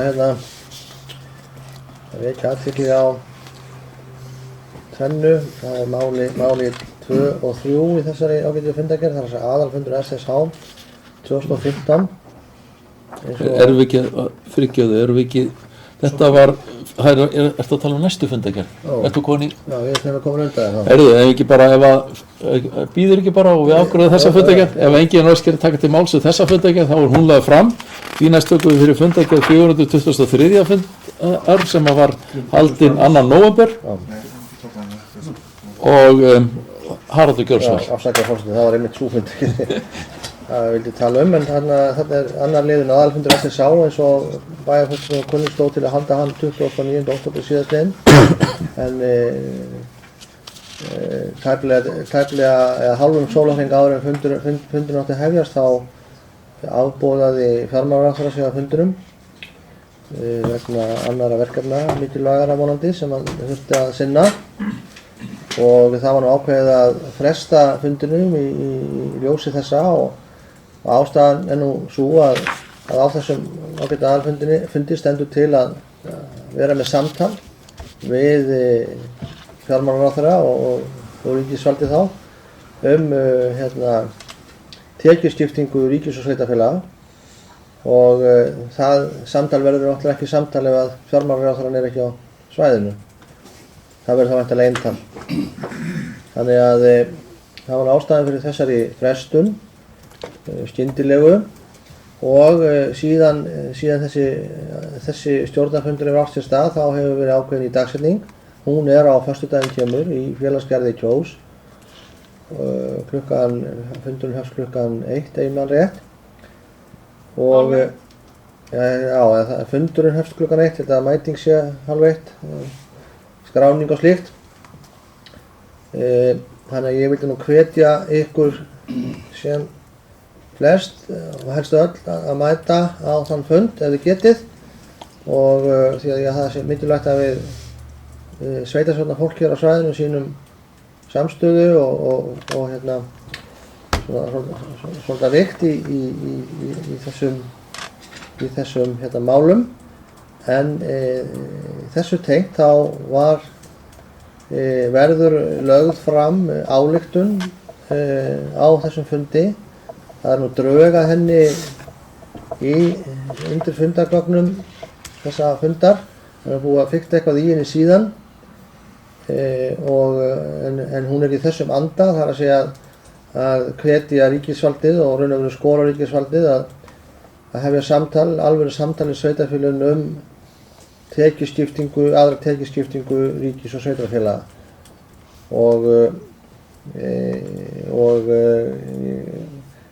það verður líka lögð fram á þessum fundi minnisblað fjármálastjóra, sameiginlegt minnisblað fjármálastjóra allra sveitarfélaga á höfuðborgarsvæðinu svona fjárhagslega þróun sveitarfélaga síðustu árin og það er til dæmis allt útlit fyrir það, kemur fram í þessu skjali að öll sveitarfélögin hér á höfuðborgarsvæðinu utan eins verði rekin með halla á árinu 2015 og sum er sér að töluvert miklum halla og það eru nú þau stæðstu sem eru nú kannski þar á ferðinni en það sýnir hins vegar svona ástæða þessa samantektar er svona að reyna að draga fram í dagsljósið hver fjárhagsleg staða sveitarfélaga er þessar mundir og hversu brýnt er